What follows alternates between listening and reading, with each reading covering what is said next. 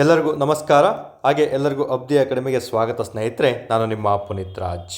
Okay, ಇಂದಿನ K E ಡಿಪಾರ್ಟ್ಮೆಂಟ್ನ ಒಂದು ಸ್ಪೆಷಲ್ 100 ಟಾಪಿಕ್ ನಿಮ್ಗೆ ಆಲ್ರೆಡಿ ತಿಳಿಸಿದ ಹಾಗೆ, ಒಂದು ಕೆ ಎಸ್ ಪಿ ಡಿಪಾರ್ಟ್ಮೆಂಟ್ ಆದರೂ ಎಕ್ಸಾಮ್ ಮಾಡಲಿ ಅಥವಾ ಕೆ ಪಿ ಎಸ್ ಸಿ ಆದರೂ ಎಕ್ಸಾಮ್ ಮಾಡಲಿ, ಮತ್ತು ಕೆ ಇ ಡಿಪಾರ್ಟ್ಮೆಂಟ್ ಕರ್ನಾಟಕದಲ್ಲಿ ನಡೆಯುವಂತಹ ಬಹುಮುಖ್ಯ ಪರೀಕ್ಷೆಗಳಲ್ಲಿ ಈ ಮೂರು ಡಿಪಾರ್ಟ್ಮೆಂಟ್ಗಳು ಎಕ್ಸಾಮನ್ನು ಕಂಡಕ್ಟ್ ಮಾಡ್ತಾ ಬರ್ತಾರೆ. ಸೊ ಅದ್ರ ಜೊತೆ ನಿಮಗೆ ಒಂದು ಯು ಪಿ ಎಸ್ ಸಿಗೂ ಇವೆಲ್ಲವೂ ಇಂಪಾರ್ಟೆಂಟ್ ಆಗಿ ಆಗ್ತವೆ. ಹಾಗಾದ್ರೆ ಯು ಪಿ ಎಸ್ ಸಿ ಅಂದ ತಕ್ಷಣ ನಿಮಗೆ ಟಫೆಸ್ಟ್ ಏನು ಪ್ರಶ್ನೆ ಕೇಳೋದಿಲ್ಲ, ಕೆ ಎಸ್ ಅಂದ ತಕ್ಷಣ ಏನು ಟಫೆಸ್ಟ್ ಪ್ರಶ್ನೆಗಳು ಕೇಳೋದಿಲ್ಲ.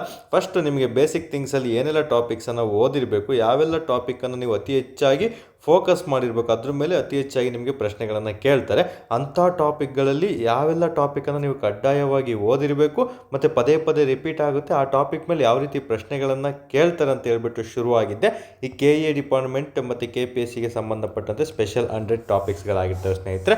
ಇದೊಂದು ಎಲ್ಲ ಆ್ಯಂಗಲಲ್ಲೂ ತಿಳಿಸಿಕೊಡುವಂತಹ ಅಂಶಗಳಾಗಿರ್ತವೆ. ಈಗ ಆಲ್ರೆಡಿ 10 ಅಂಶಗಳನ್ನು ನಿಮಗೆ ತಿಳಿಸ್ಕೊಟ್ಟಿದ್ದೀನಿ. ರೀಸೆಂಟಾಗಿ 10ನೇ ವಿಡಿಯೋ ಒಂದು ಕಂಪ್ಯೂಟರ್ ಬೇಸಿಕ್ ಮತ್ತು ಕಂಪ್ಯೂಟರ್ ಬೇಸಿಕ್ ತುಂಬಾ ಇಂಪಾರ್ಟೆಂಟು ಮತ್ತು ಸೋಷಿಯಲ್ ಮೀಡಿಯಾಗಳ ಬಗ್ಗೆ ಮಾಹಿತಿಯನ್ನು ತಿಳಿಸ್ಕೊಟ್ಟಿದೆ. ಎಕ್ಸಾಮಲ್ಲಿ ಒಂದು ಜಿ ಕೆ ಪೇಪರಲ್ಲಿ ಇದ್ರ ರಿಲೇಟೆಡ್ ಯಾವ ರೀತಿ ಪ್ರಶ್ನೆಗಳನ್ನು 2-3 ಪ್ರಶ್ನೆಗಳನ್ನು ಕೇಳ್ತಾರೆ ಅಂತ ತಿಳಿಸ್ಕೊಟ್ಟಿದ್ದೆ. ಆ ವಿಡಿಯೋವನ್ನು ದಯವಿಟ್ಟು ಯಾರೆಲ್ಲ ನೋಡಿಲ್ಲ ನೋಡ್ಕೊಂಡ್ಬಿಟ್ಟೆ ಬನ್ನಿ ಸ್ನೇಹಿತರೆ. ಇಂದಿನ ಟಾಪಿಕ್ ಬಂದು ನಾವು ಅರ್ಥಶಾಸ್ತ್ರದಲ್ಲಿ ಬರುವಂತಹ ಪ್ರಮುಖ ಸಮಿತಿಗಳು. ನಿಮ್ಗೆ ಆಲ್ರೆಡಿ ಹೇಳಿದ ಹಾಗೆ 100 ಟಾಪಿಕ್ಸಲ್ಲಿ ಎಲ್ಲ ಸಬ್ಜೆಕ್ಟ್ ಇರುತ್ತೆ. ಹಿಸ್ಟ್ರಿ, ಪೊಲಿಟಿ, ಜಿಯೋಗ್ರಫಿ ಮತ್ತು ಸೈನ್ಸ್ ಮತ್ತು ಎಕನಾಮಿಕ್ಸ್ ಮತ್ತು ಎನ್ವೈರ್ನಮೆಂಟ್ ಎಲ್ಲ ಟಾಪಿಕ್ಗಳಲ್ಲೂ ಸಹ ಬಹುಮುಖ್ಯವಾಗಿ ಕೇಳುವಂತಹ 100 ಟಾಪಿಕನ್ನು ನಾನು ನಿಮಗೆ ಕಂಪ್ಲೀಟ್ ಮಾಹಿತಿಯನ್ನು ತಿಳಿಸ್ಕೊಡ್ತೀನಿ ಸ್ನೇಹಿತರೆ. ಆಲ್ಮೋಸ್ಟ್ ನೀವು ಅದರಲ್ಲೇ ಒಂದು 50% ಕ್ವಶನ್ಗಳನ್ನು ಎಕ್ಸ್ಪೆಕ್ಟ್ ಮಾಡ್ತಾ ಬರ್ಬೋದು ಎಲ್ಲ ಟಾಪಿಕ್ಸ್ ಮುಗಿದ ಮೇಲೆ. ಓಕೆ, ಸೊ ಇಂದಿನ ಟಾಪಿಕ್ ಈಗ ಆಲ್ರೆಡಿ ಹೇಳಿದ ಹಾಗೆ ಅರ್ಥಶಾಸ್ತ್ರದಲ್ಲಿ ಬರುವಂತಹ ಪ್ರಮುಖ ಕಮಿಟೀಸ್ ಅಂದರೆ ಸಮಿತಿಗಳ ಬಗ್ಗೆ ಮಾಹಿತಿಯನ್ನು ತಿಳ್ಕೊಬೇಕಾಗುತ್ತೆ. ಯಾವೆಲ್ಲ ಸಮಿತಿಗಳು ನಮಗೆ ಅರ್ಥಶಾಸ್ತ್ರ ಅಂತ ಬಂದ ತಕ್ಷಣ ಮೇಜರಾಗಿ ಫೋಕಸ್ ಮಾಡೋದು ನಿಮಗೆ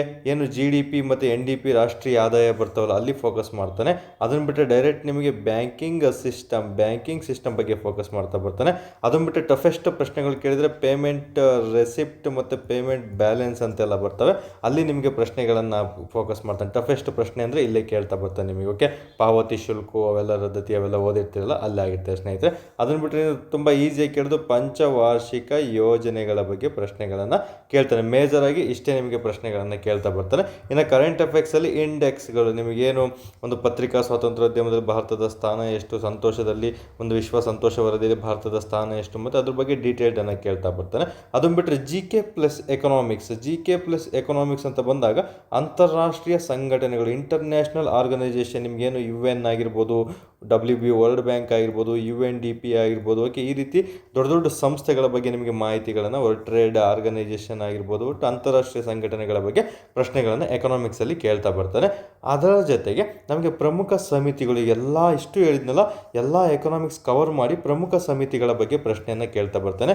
ಅದರಲ್ಲಿ ಬ್ಯಾಂಕಿಂಗ್ ಮತ್ತು ಹಣಕಾಸಿಗೆ ಸಂಬಂಧಪಟ್ಟಂತೆ ಸಮಿತಿಗಳನ್ನು ನೋಡ್ತಾ ಬರಬೇಕು, ಬಡತನ ಮತ್ತು ಆದಾಯ ಸಮಿತಿಗಳನ್ನು ನೋಡ್ತಾ ಬರಬೇಕು, ತೆರಿಗೆ ಸುಧಾರಣಾ ಸಮಿತಿಗಳನ್ನು ಓದಿರಬೇಕು, ಮತ್ತು ಕೃಷಿ ಮತ್ತು ಗ್ರಾಮೀಣಕ್ಕೆ ಸಂಬಂಧಪಟ್ಟಂತಹ ಸಮಿತಿಗಳನ್ನು ನೀವು ತಿಳ್ಕೊಂಡಿರಲೇಬೇಕಾಗ್ತದೆ. ಇಲ್ಲಿ ಇತರೆ ಪ್ರಮುಖ ಸಮಿತಿಗಳ ಬಗ್ಗೆನೂ ಅಷ್ಟೇ ನೀವು ಮಾಹಿತಿಯನ್ನು ಕಡ್ಡಾಯವಾಗಿ ಓದಿರಲೇಬೇಕಾಗ್ತದೆ ಸ್ನೇಹಿತರೆ. ಸೊ ಇಲ್ಲಿ ನಮಗೆ ಆಲ್ಮೋಸ್ಟು ಒಂದು 20-25 ಕಮಿಟಿಗಳ ಬಗ್ಗೆ ಮಾಹಿತಿಯನ್ನು ನಾನು ನಿಮಗೆ ತಿಳಿಸ್ಕೊಡ್ತಾ ಬರ್ತೀನಿ. ಎಲ್ಲನೂ ಸಹ ಎಕ್ಸಾಮಿಗೆ ದೃಷ್ಟಿಯಿಂದ ಇಂಪಾರ್ಟೆಂಟ್, ಆಲ್ರೆಡಿ ಕೇಳಿರೋದು ಮುಂದೆ ಕೇಳಬೇಕಾಗಿರುವಂಥದ್ದನ್ನು ಸಹ ತಿಳಿಸ್ಕೊಡ್ತಾ ಬರ್ತೀನಿ ಸ್ನೇಹಿತರೆ. ಓಕೆ, ಇವತ್ತಿನ ಟಾಪಿಕ್ಕಿಗೆ ಹೋಗ್ತಾ ಬರೋಣ. ಸೊ ಯಾರೆಲ್ಲ ನಮ್ಮ ಒಂದು ಟೆಲಿಗ್ರಾಮ್ ಚಾನಲ್ಗೆ ಜಾಯ್ನ್ ಆಗಿರೋ ದಯವಿಟ್ಟು ಈ ಒಂದು ಸರ್ಚ್ ಮೂಲಕ ನೀವು ಟೆಲಿಗ್ರಾಮಲ್ಲಿ ಜಾಯ್ನ್ ಆಗಿ ಅಥವಾ ಕಮೆಂಟ್ ಬಾಕ್ಸಲ್ಲಿ ನಾನು ಲಿಂಕನ್ನು ಕಳಿಸಿರ್ತೀನಿ, ಜಾಯ್ನ್ ಆಗ್ಬೋದು ಸ್ನೇಹಿತರೆ. ಇನ್ನು ಅತಿ ಹೆಚ್ಚಾಗಿ ಬೇರೆ ಎನ್ಕ್ವೈರಿ ಬೇಕಂದರೆ ಈ ನಂಬರ್ಗೆ ನೀವು ವಾಟ್ಸಪ್ಪಲ್ಲಿ ಮೆಸೇಜ್ ಅಥವಾ ಕಾಲನ್ನು ಮಾಡ್ತಾ ಬರ್ಬೋದು ಸ್ನೇಹಿತರೆ. ಓಕೆ, ಹಾಗಾದರೆ ಇಂದಿನ ಒಂದು ಬ್ಯಾಂಕಿಂಗ್ ಮತ್ತು ಹಣಕಾಸಿಗೆ ಸಂಬಂಧಪಟ್ಟಂತೆ ಸಮಿತಿಗಳನ್ನು ನೋಡ್ತಾ ಬರೋಣ. ಬ್ಯಾಂಕಿಂಗ್ ಮತ್ತು ಹಣಕಾಸು ವಲಯದ ಸಮಿತಿಗಳು ಮೊದಲನೇ ಟಾಪಿಕ್ ಆಗಿರ್ತದೆ. ಇದರಲ್ಲಿ ಮೊದಲನೇ ಸಮಿತಿಗಳನ್ನು ನೋಡ್ತಾ ಬರೋದಾದರೆ ಇದರಲ್ಲಿ ನಾವು ಒಂದು 5-6 ಸಮಿತಿಗಳನ್ನು ನೋಡ್ತಾ ಬರೋಣ ಸ್ನೇಹಿತರೆ. ಮೊದಲನೇದಾಗಿ ಈ ಬ್ಯಾಂಕಿಂಗ್ ಮತ್ತು ಹಣಕಾಸು ವಲಯಕ್ಕೆ ಸಂಬಂಧಪಟ್ಟಂತೆ ಯಾವೆಲ್ಲ ಸಮಿತಿಗಳಿದೆ ನೋಡಿ. ಇಲ್ಲಿ ನಮಗೆ ಎಂ ನರಸಿಂಹನ್ ಕಮಿಟಿ, ಎಕ್ಸಾಮಲ್ಲಿ ಕೇಳ್ತಾನೆ, ಎಂ ನರಸಿಂಹನ್ ಕಮಿಟಿಯು ಈ ಕೆಳಗಿನ ಯಾವುದಕ್ಕೆ ಸಂಬಂಧಿಸಿದೆ ಅಂತ. ಇದೊಂದು ಆರ್ಥಿಕ ಬಿಕ್ಕಟ್ಟಿನ ನಂತರ ಬ್ಯಾಂಕಿಂಗ್ ವಲಯದಲ್ಲಿ ಸುಧಾರಣೆ, ಜಸ್ಟ್ ಸಿಂಪಲ್ ಆಗಿ ನೆನಪಿಟ್ಕೊಳ್ಳಿ, ಬ್ಯಾಂಕಿಂಗ್ ವಲಯದ ಸುಧಾರಣೆಗಳಿಗೆ ಸಂಬಂಧಪಟ್ಟಿದ್ದು ಅಂತ ನೀವು ನೆನಪಲ್ಲಿ ಇಟ್ಕೊಂಡಿರ್ಬೇಕಾಗುತ್ತೆ. ನೋಡಿ, ನಿಮ್ಗೆ ಆಲ್ರೆಡಿ ಹೇಳಿದ್ದೀನಿ, ನಾನು ಯಾವುದೇ ಕ್ಲಾಸಸ್ ಮಾಡಿದ್ರು ಸಹ ಇಲ್ಲಿ ಮೆಂಟರಿಂಗ್ ಥರನೇ ಕ್ಲಾಸ್ ಮಾಡಿದೆ, ಯಾವುದೇ ಥರ ನಿಮಗೆ ಎಕ್ಸ್ಪ್ಲನೇಷನ್ ಕೊಡೋದಿಲ್ಲ.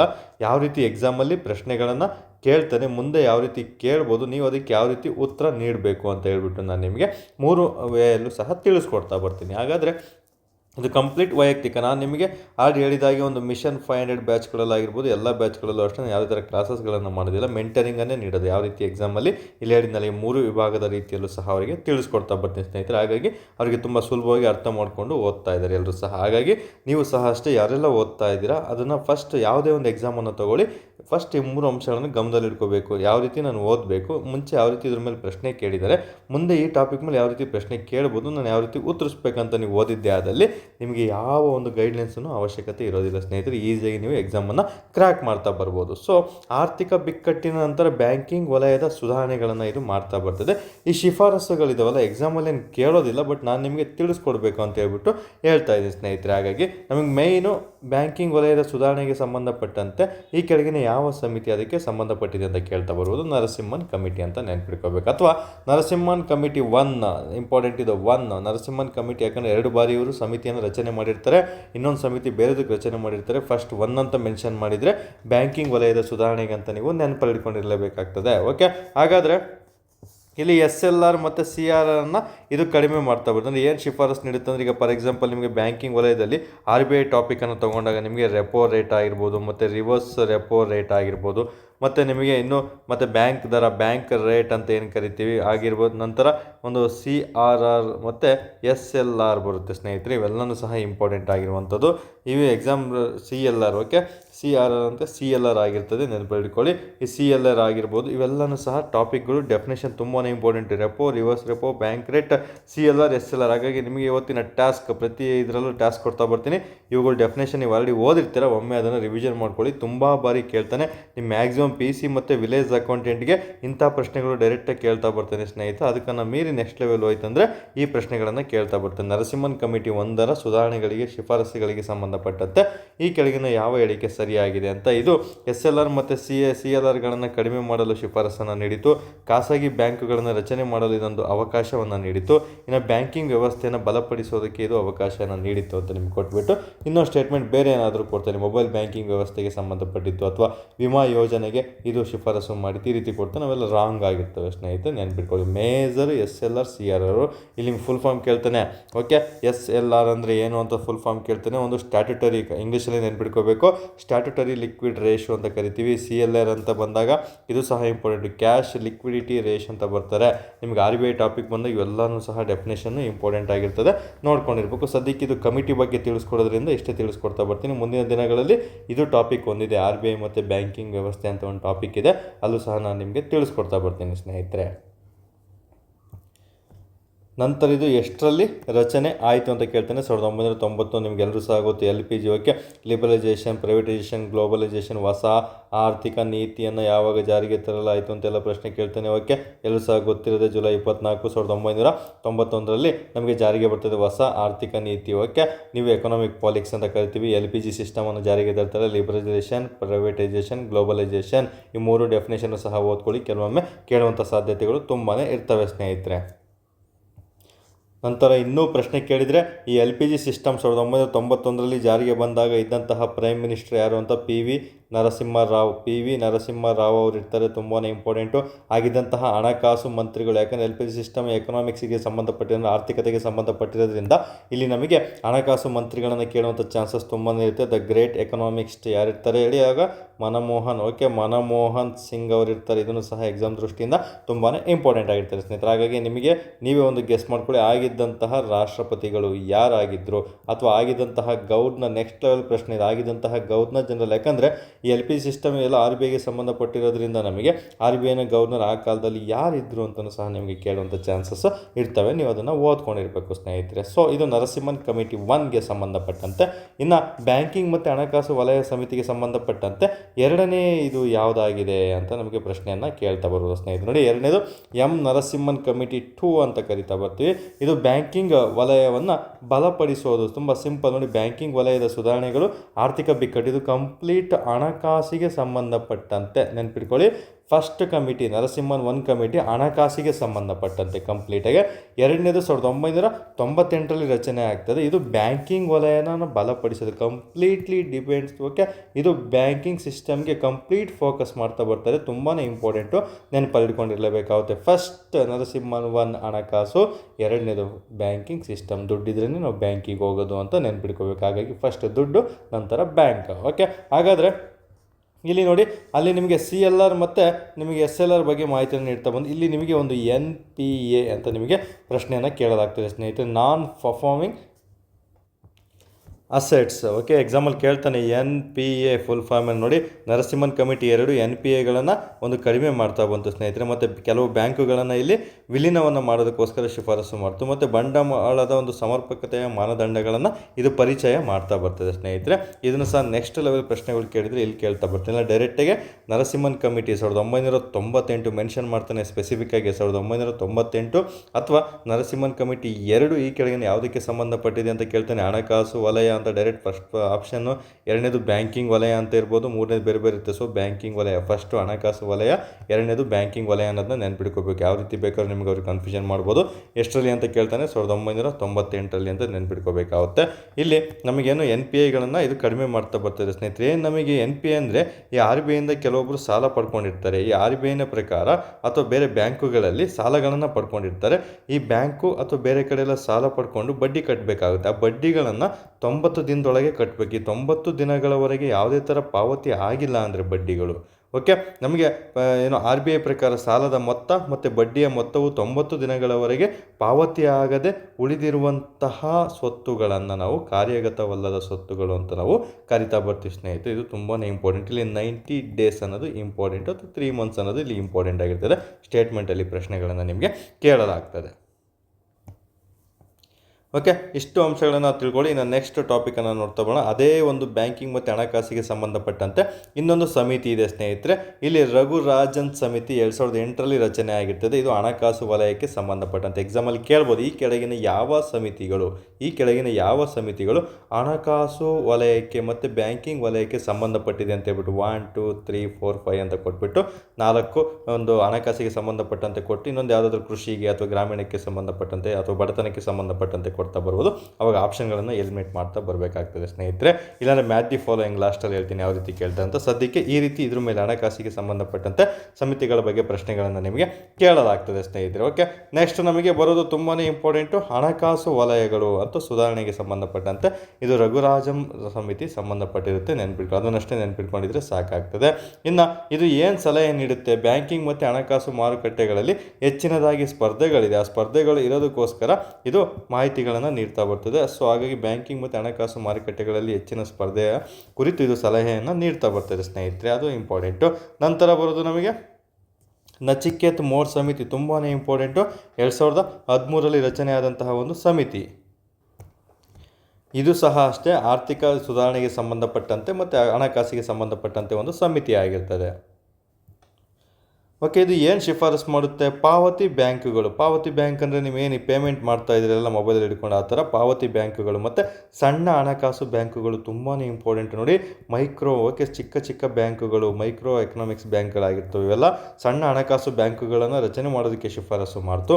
ಮತ್ತು ಪಾವತಿ ಬ್ಯಾಂಕುಗಳಿಗೆ ಶಿಫಾರಸು ಮಾಡ್ತು. ಸ್ವಲ್ಪ ಡಿಫ್ರೆಂಟ್ ಇದೆ ನೋಡಿ ವರ್ಡು, ನೆನ್ಪಿಟ್ಕೊಳ್ಳಿ. ಎಕ್ಸಾಮಲ್ಲಿ ಕೇಳ್ಬೋದು. ಈ ಕೆಳಗಿನ ಯಾವ ಹಣಕಾಸಿನ ಸಮಿತಿಯು ಪಾವತಿ ಬ್ಯಾಂಕ್ ಮತ್ತು ಸಣ್ಣ ಹಣಕಾಸು ಬ್ಯಾಂಕುಗಳಿಗೆ ಶಿಫಾರಸು ಮಾಡಿತು ಅಂತ ಪ್ರಶ್ನೆ ಕೇಳ್ತಾನೆ. ನಚಿಕೇತ್ ಮೋರ್ ಸಮಿತಿ ಆಗಿರ್ತದೆ. ನೆನ್ಪಿಟ್ಕೊಳ್ಳಿ, ತುಂಬಾ ಇಂಪಾರ್ಟೆಂಟ್ ಆಗಿರುವಂಥದ್ದು. ನಂತರ ಮೋಸ್ಟ್ ಇಂಪಾರ್ಟೆಂಟ್ ಕಮಿಟಿ, ಇವ್ರ ಬಗ್ಗೆ ತುಂಬ ಬಾರಿ ಎಕ್ಸಾಮ್ ಪ್ರಶ್ನೆ ಆಗಿದೆ, ನೆನ್ಪಿಟ್ಕೊಳ್ಳಿ. ಉರ್ಜಿತ್ ಪಾಟೀಲ್ ಸಮಿತಿ ಆಗಿರ್ತದೆ. ಓಕೆ, ಉರ್ಜಿತ್ ಪಾಟೀಲ್ ಸಮಿತಿ ಇದು ಸಹ ಹಣಕಾಸಿಗೆ ಸಂಬಂಧಪಟ್ಟಿರೋದನ್ನೇ ಆಗಿರ್ತದೆ. ಇವ್ರು ನೋಡಿ ರಿಸರ್ವ್ ಬ್ಯಾಂಕ್ ಇದರಲ್ಲ, ಈ ರಿಸರ್ವ್ ಬ್ಯಾಂಕ್ RBI ಅಂತ ಕರಿತೀವಿ. Reserve bank of India. ಬ್ಯಾಂಕುಗಳ ಬ್ಯಾಂಕ್ ಯಾವುದು ಅಂತ ಪ್ರಶ್ನೆ ಕೇಳ್ತಾನೆ. RBI ಆಗಿರ್ತದೆ ಸ್ನೇಹಿತರೆ. ಅಂತಿಮ ಒಂದು ಹಣಕಾಸು ದಾತ ಯಾರು, ಅನ್ನದಾತ ಯಾರು ಅಂತ ಕೇಳ್ತಾನೆ. RBI ಆಗಿರ್ತದೆ. ತುಂಬಾ ಇಂಪಾರ್ಟೆಂಟ್ ಆಗಿರುವಂಥದ್ದು. ನಂತರ ಈ RBI ಅಂತ ಬಂದಾಗ ಅದ್ರ ಬಗ್ಗೆ ಮಾಹಿತಿ ಮುಂದೆ ನೀಡ್ತಾ ಬರ್ತೀನಿ. ಉರ್ಜಿತ್ ಪಾಟೀಲ್ RBIನ ಒಂದು 24ನೇ ಗವರ್ನರ್. ಪ್ರೆಸೆಂಟ್ ಆಗಾದರೆ ಯಾರು ಗವರ್ನರ್ ಇದ್ದಾರೆ, ಅವರು ಎಷ್ಟನೇ ಗವರ್ನರ್ ಅಂತಲೂ ನೆನ್ಪಿಟ್ಕೊಳ್ಳಿ. ಎಕ್ಸಾಮಲ್ಲಿ ಪ್ರಶ್ನೆಗಳನ್ನು ನಿಮಗೆ ಕೇಳಲಾಗ್ತದೆ, ಕರೆಂಟ್ ಅಫೇರ್ಸ್ ರಿಲೇಟೆಡ್ ಸ್ನೇಹಿತರೆ. ಸೊ ಇಲ್ಲಿ RBI ಅಂತ ಬಂದ ತಕ್ಷಣ 24ನೇ RBIನ ಗವರ್ನರ್ ಆಗಿ ಇವರು ಕಾರ್ಯವನ್ನು ನಿರ್ವಹಿಸಿರ್ತಾರೆ ಮತ್ತು ಉಪ ಗವರ್ನರು ಸಹ ಆಗಿರ್ತಾರೆ ಹಿಂದಿನ ಕಾಲದಲ್ಲಿ. ಸೊ ಇವರು ಅಷ್ಟೇ ಹಣಕಾಸು ನೀತಿ ಚೌಕಟ್ಟಿನ ಒಂದು ದಕ್ಷತೆ ಅಂದರೆ ಟ್ರಾನ್ಸ್ಪರೆಂಟ್ನನ್ನು ಹೆಚ್ಚಿಸಲು ಮತ್ತು ಪುನರ್ ಪರಿಶೀಲಿಸುವ ಸಮಿತಿಯನ್ನು ಇವರು ರಚನೆ ಮಾಡ್ತಾರೆ ಸ್ನೇಹಿತರೆ. 2013ರಲ್ಲಿ ರಚನೆಯಾಗಿ 2014 ಜನವರಿಯಲ್ಲಿ ಇವರು ವರದಿಯನ್ನು ನೀಡ್ತಾ ಬರ್ತಾರೆ ಸ್ನೇಹಿತರೆ. ಜಸ್ಟ್ 2013 ಅಥವಾ 14 ಅಂತ ನೆನ್ಪಿಟ್ಕೊಂಡಿದ್ರೆ ಸಾಕಾಗ್ತದೆ. ಉರ್ಜಿತ್ ಪಾಟೀಲ್ ಸಮಿತಿ ಆಗಿರ್ತದೆ. ಇದು ತುಂಬಾ ಇಂಪಾರ್ಟೆಂಟ್. ಎಕ್ಸಾಮಲ್ಲಿ ಪ್ರಶ್ನೆ ಕೇಳ್ತಾನೆ, ಉರ್ಜಿತ್ ಪಾಟೀಲ್ ಸಮಿತಿ ಯಾವುದಕ್ಕೆ ಸಂಬಂಧಪಟ್ಟಿದೆ ಅಂತ, ಹಣಕಾಸಿಗೆ ಸಂಬಂಧಪಟ್ಟಂತೆ. ಅಥವಾ ಸ್ಪೆಸಿಫಿಕ್ಕಾಗಿ ಕೇಳಿದರೆ ಹಣಕಾಸು ನೀತಿ ಅಂದರೆ ನಮಗೆ ಒಂದು ಎಕನಾಮಿಕ್ಸ್ ಪಾಲಿಸಿ ಅಂತ ಅಥವಾ ನಮಗೆ ಫಿನಾನ್ಷಿಯಲ್ ಪಾಲಿಸಿ ಅಂತೆಲ್ಲ ಏನು ಬರ್ತವೆ ಅದರಲ್ಲಿ ಒಂದು ದಕ್ಷತೆಯನ್ನು ಕಾಪಾಡೋದಕ್ಕೋಸ್ಕರ ಇದು ಮಾಡಿರ್ತಾರೆ ಸ್ನೇಹಿತರೆ. ತುಂಬಾ ಇಂಪಾರ್ಟೆಂಟ್. ಮತ್ತು ಅವುಗಳನ್ನು ಪುನರ್ ಪರಿಶೀಲಿಸೋದಕ್ಕೋಸ್ಕರನೂ ಸಹ ಇದನ್ನು ಕ್ರಿಯೇಟ್ ಮಾಡಿರ್ತಾರೆ. ಇನ್ನು ಇವ್ರ ಬಗ್ಗೆ ಗೆಸ್ ಮಾಡ್ಬೋದು, ಯಾಕಂದರೆ ಇವರು 2016 ಸಮಯದಲ್ಲಿ ಇದ್ದಿದ್ದು ಇವರು. ಹಾಗಾದರೆ 2016ರಲ್ಲಿ ಏನಾಯಿತು ನಿಮಗೆ? ಡಿಮಾನಿಟೈಸೇಷನ್. ತುಂಬಾ ಇಂಪಾರ್ಟೆಂಟು. ಡಿಮಾನಿಟೈಸೇಷನ್ ಆಗಿದ್ದು ಇದ್ದಂತಹ ಸಂದರ್ಭದಲ್ಲಿ ಯಾರು ಗವರ್ನರ್ ಜನರಲ್ ಇದು ಅಂತ ಕೇಳ್ಬೋದು, ಉರ್ಜಿತ್ ಪಾಟೀಲ್ ಅವರೇ ಆಗಿರ್ತಾರೆ ಸ್ನೇಹಿತರೆ. ನೆಕ್ಸ್ಟ್ ಬರೋದು ನಮಗೆ ದೀಪಕ್ ಮೆಹಂತಿ ಸಮಿತಿ. ದೀಪಕ್ ಮೆಹಂತಿ ಸಮಿತಿ ನಿಮಗೆ ಕಂಪ್ಲೀಟ್ ಎಕನಾಮಿಕ್ಸಲ್ಲಿ ಎಲ್ಲ ಸಮಿತಿಗಳನ್ನು ಕಡ್ಡಾಯವಾಗಿ ಓದಿರಲೇಬೇಕು. ಪ್ರತಿ ಪರೀಕ್ಷೆಯಲ್ಲೂ ಸಹ ಪ್ರಶ್ನೆಗಳನ್ನು ಕೇಳ್ತಾ ಬರ್ತಾನೆ. ಒನ್ ವರ್ಡಲ್ಲಿ ಡೈರೆಕ್ಟಾಗಿ ಕೇಳ್ತಾ ಬರ್ಬೋದು ಅಥವಾ ಮ್ಯಾಚ್ ದಿ ಫಾಲೋಯಿಂಗಲ್ಲಿ ಕೇಳ್ತಾ ಬರ್ಬೋದು. ಮ್ಯಾಚ್ ದಿ ಫಾಲೋಯಿಂಗ್ ಹೆಂಗೆ ಕೇಳ್ತಾನೆ? ಸಮಿತಿಗಳು ವರ್ಷಗಳನ್ನು ಕೊಡ್ತಾ ಬರ್ಬೋದು ಅಥವಾ ಸಮಿತಿಗಳು ಅದು ಯಾವುದಕ್ಕೆ ಸಂಬಂಧಪಟ್ಟಿದೆ ಅಂತ ಪ್ರಶ್ನೆಗಳನ್ನು ನಿಮಗೆ ಕೇಳ್ತಾ ಬರ್ಬೋದು ಸ್ನೇಹಿತರೆ. ನಂತರ ನಿಮಗೆ ಕಾಲಾನುಕ್ರಮವಾಗಿ ಬರೀರಿ ಅಂತ ಕೇಳ್ಬೋದು. ಸಮಿತಿಗಳನ್ನು ಕೊಟ್ಟು ಯಾವ್ಯಾವ ವರ್ಷ ರಚನೆ ಆಯಿತು ಆರ್ಡ್ರಲ್ಲಿ ಬರೀರಿ ಅಂತ ಕೇಳ್ತಾ ಬರ್ಬೋದು. ಸೊ ನೆಕ್ಸ್ಟ್ ಬರೋದು ನಮಗೆ ದೀಪಕ್ ಮೆಹಂತ್ ಕಮಿಟಿ. ಎಲ್ಲರೂ ಸಹ ಗೊತ್ತಿರುತ್ತೆ. ಇದು ಮೊಬೈಲ್ ಬ್ಯಾಂಕಿಂಗಿಗೆ ಸಂಬಂಧಪಟ್ಟಂತೆ ತುಂಬ ಸಿಂಪಲ್. ನಮಗೆ ಮೆಹಂತಿ ಅಂತ ನೋಡಿ, ಇಲ್ಲಿ ಎಮ್ಮಿಂದ ಶುರುವಾಗುತ್ತೆ. ಎರಡನ್ನೂ ಸಹ ಮೊಬೈಲ್ ಅಂತ ನೆನ್ಪಿಟ್ಕೊಂಡ್ರೆ ಮುಗಿದೋಯ್ತು ಸ್ನೇಹಿತರೆ. ಮತ್ತೇನಿದು ಓದೋ ಅವಶ್ಯಕತೆನೇ ಇಲ್ಲ ನೀವು. ನೆಕ್ಸ್ಟ್ ಬರೋದು ನಮಗೆ ತುಂಬಾ ಇಂಪಾರ್ಟೆಂಟು. ಇಲ್ಲಿ ಚಂದ್ರಬಾಬು ನಾಯ್ಡು ಸಮಿತಿ ಅಂತ ಇದೆ. ನಿಮಗೆ ಇವರೇನು ನಿಮಗೆ ಆಂಧ್ರ ಪ್ರದೇಶದ ಒಂದು ಮುಖ್ಯಮಂತ್ರಿ ಅಂತಲೂ ಸಹ ನಿಮಗೆಲ್ಲ ಗೊತ್ತು. ಇಲ್ಲಿ ನಗದು ರಹಿತ ವ್ಯವಹಾರ, ನಿಮಗೇನು ಫೋನ್ಪೇ, ಗೂಗಲ್ ಪೇ, ಏನು ಕ್ಯಾಶ್ಲೆಸ್ ಎಲ್ಲ ನೀವು ತೆಗಿತಾ ಇದ್ದೀರಲ್ಲ, ಈಗೆಲ್ಲ ಈ ನಗದು ರಹಿತ ವ್ಯವಹಾರಕ್ಕೆ ಸಂಬಂಧಪಟ್ಟಂತೆ ಶಿಫಾರಸು ನೀಡಿದಂತಹ ಸಮಿತಿ ಯಾವುದಂತ ಕೇಳ್ತಾನೆ? ಚಂದ್ರಬಾಬು ನಾಯ್ಡು. ಅಥವಾ ಚಂದ್ರಬಾಬು ನಾಯ್ಡು ಸಮಿತಿ ಯಾವುದಕ್ಕೆ ಸಂಬಂಧಪಟ್ಟಿದೆ ಅಂತ ಕೇಳ್ತಾನೆ?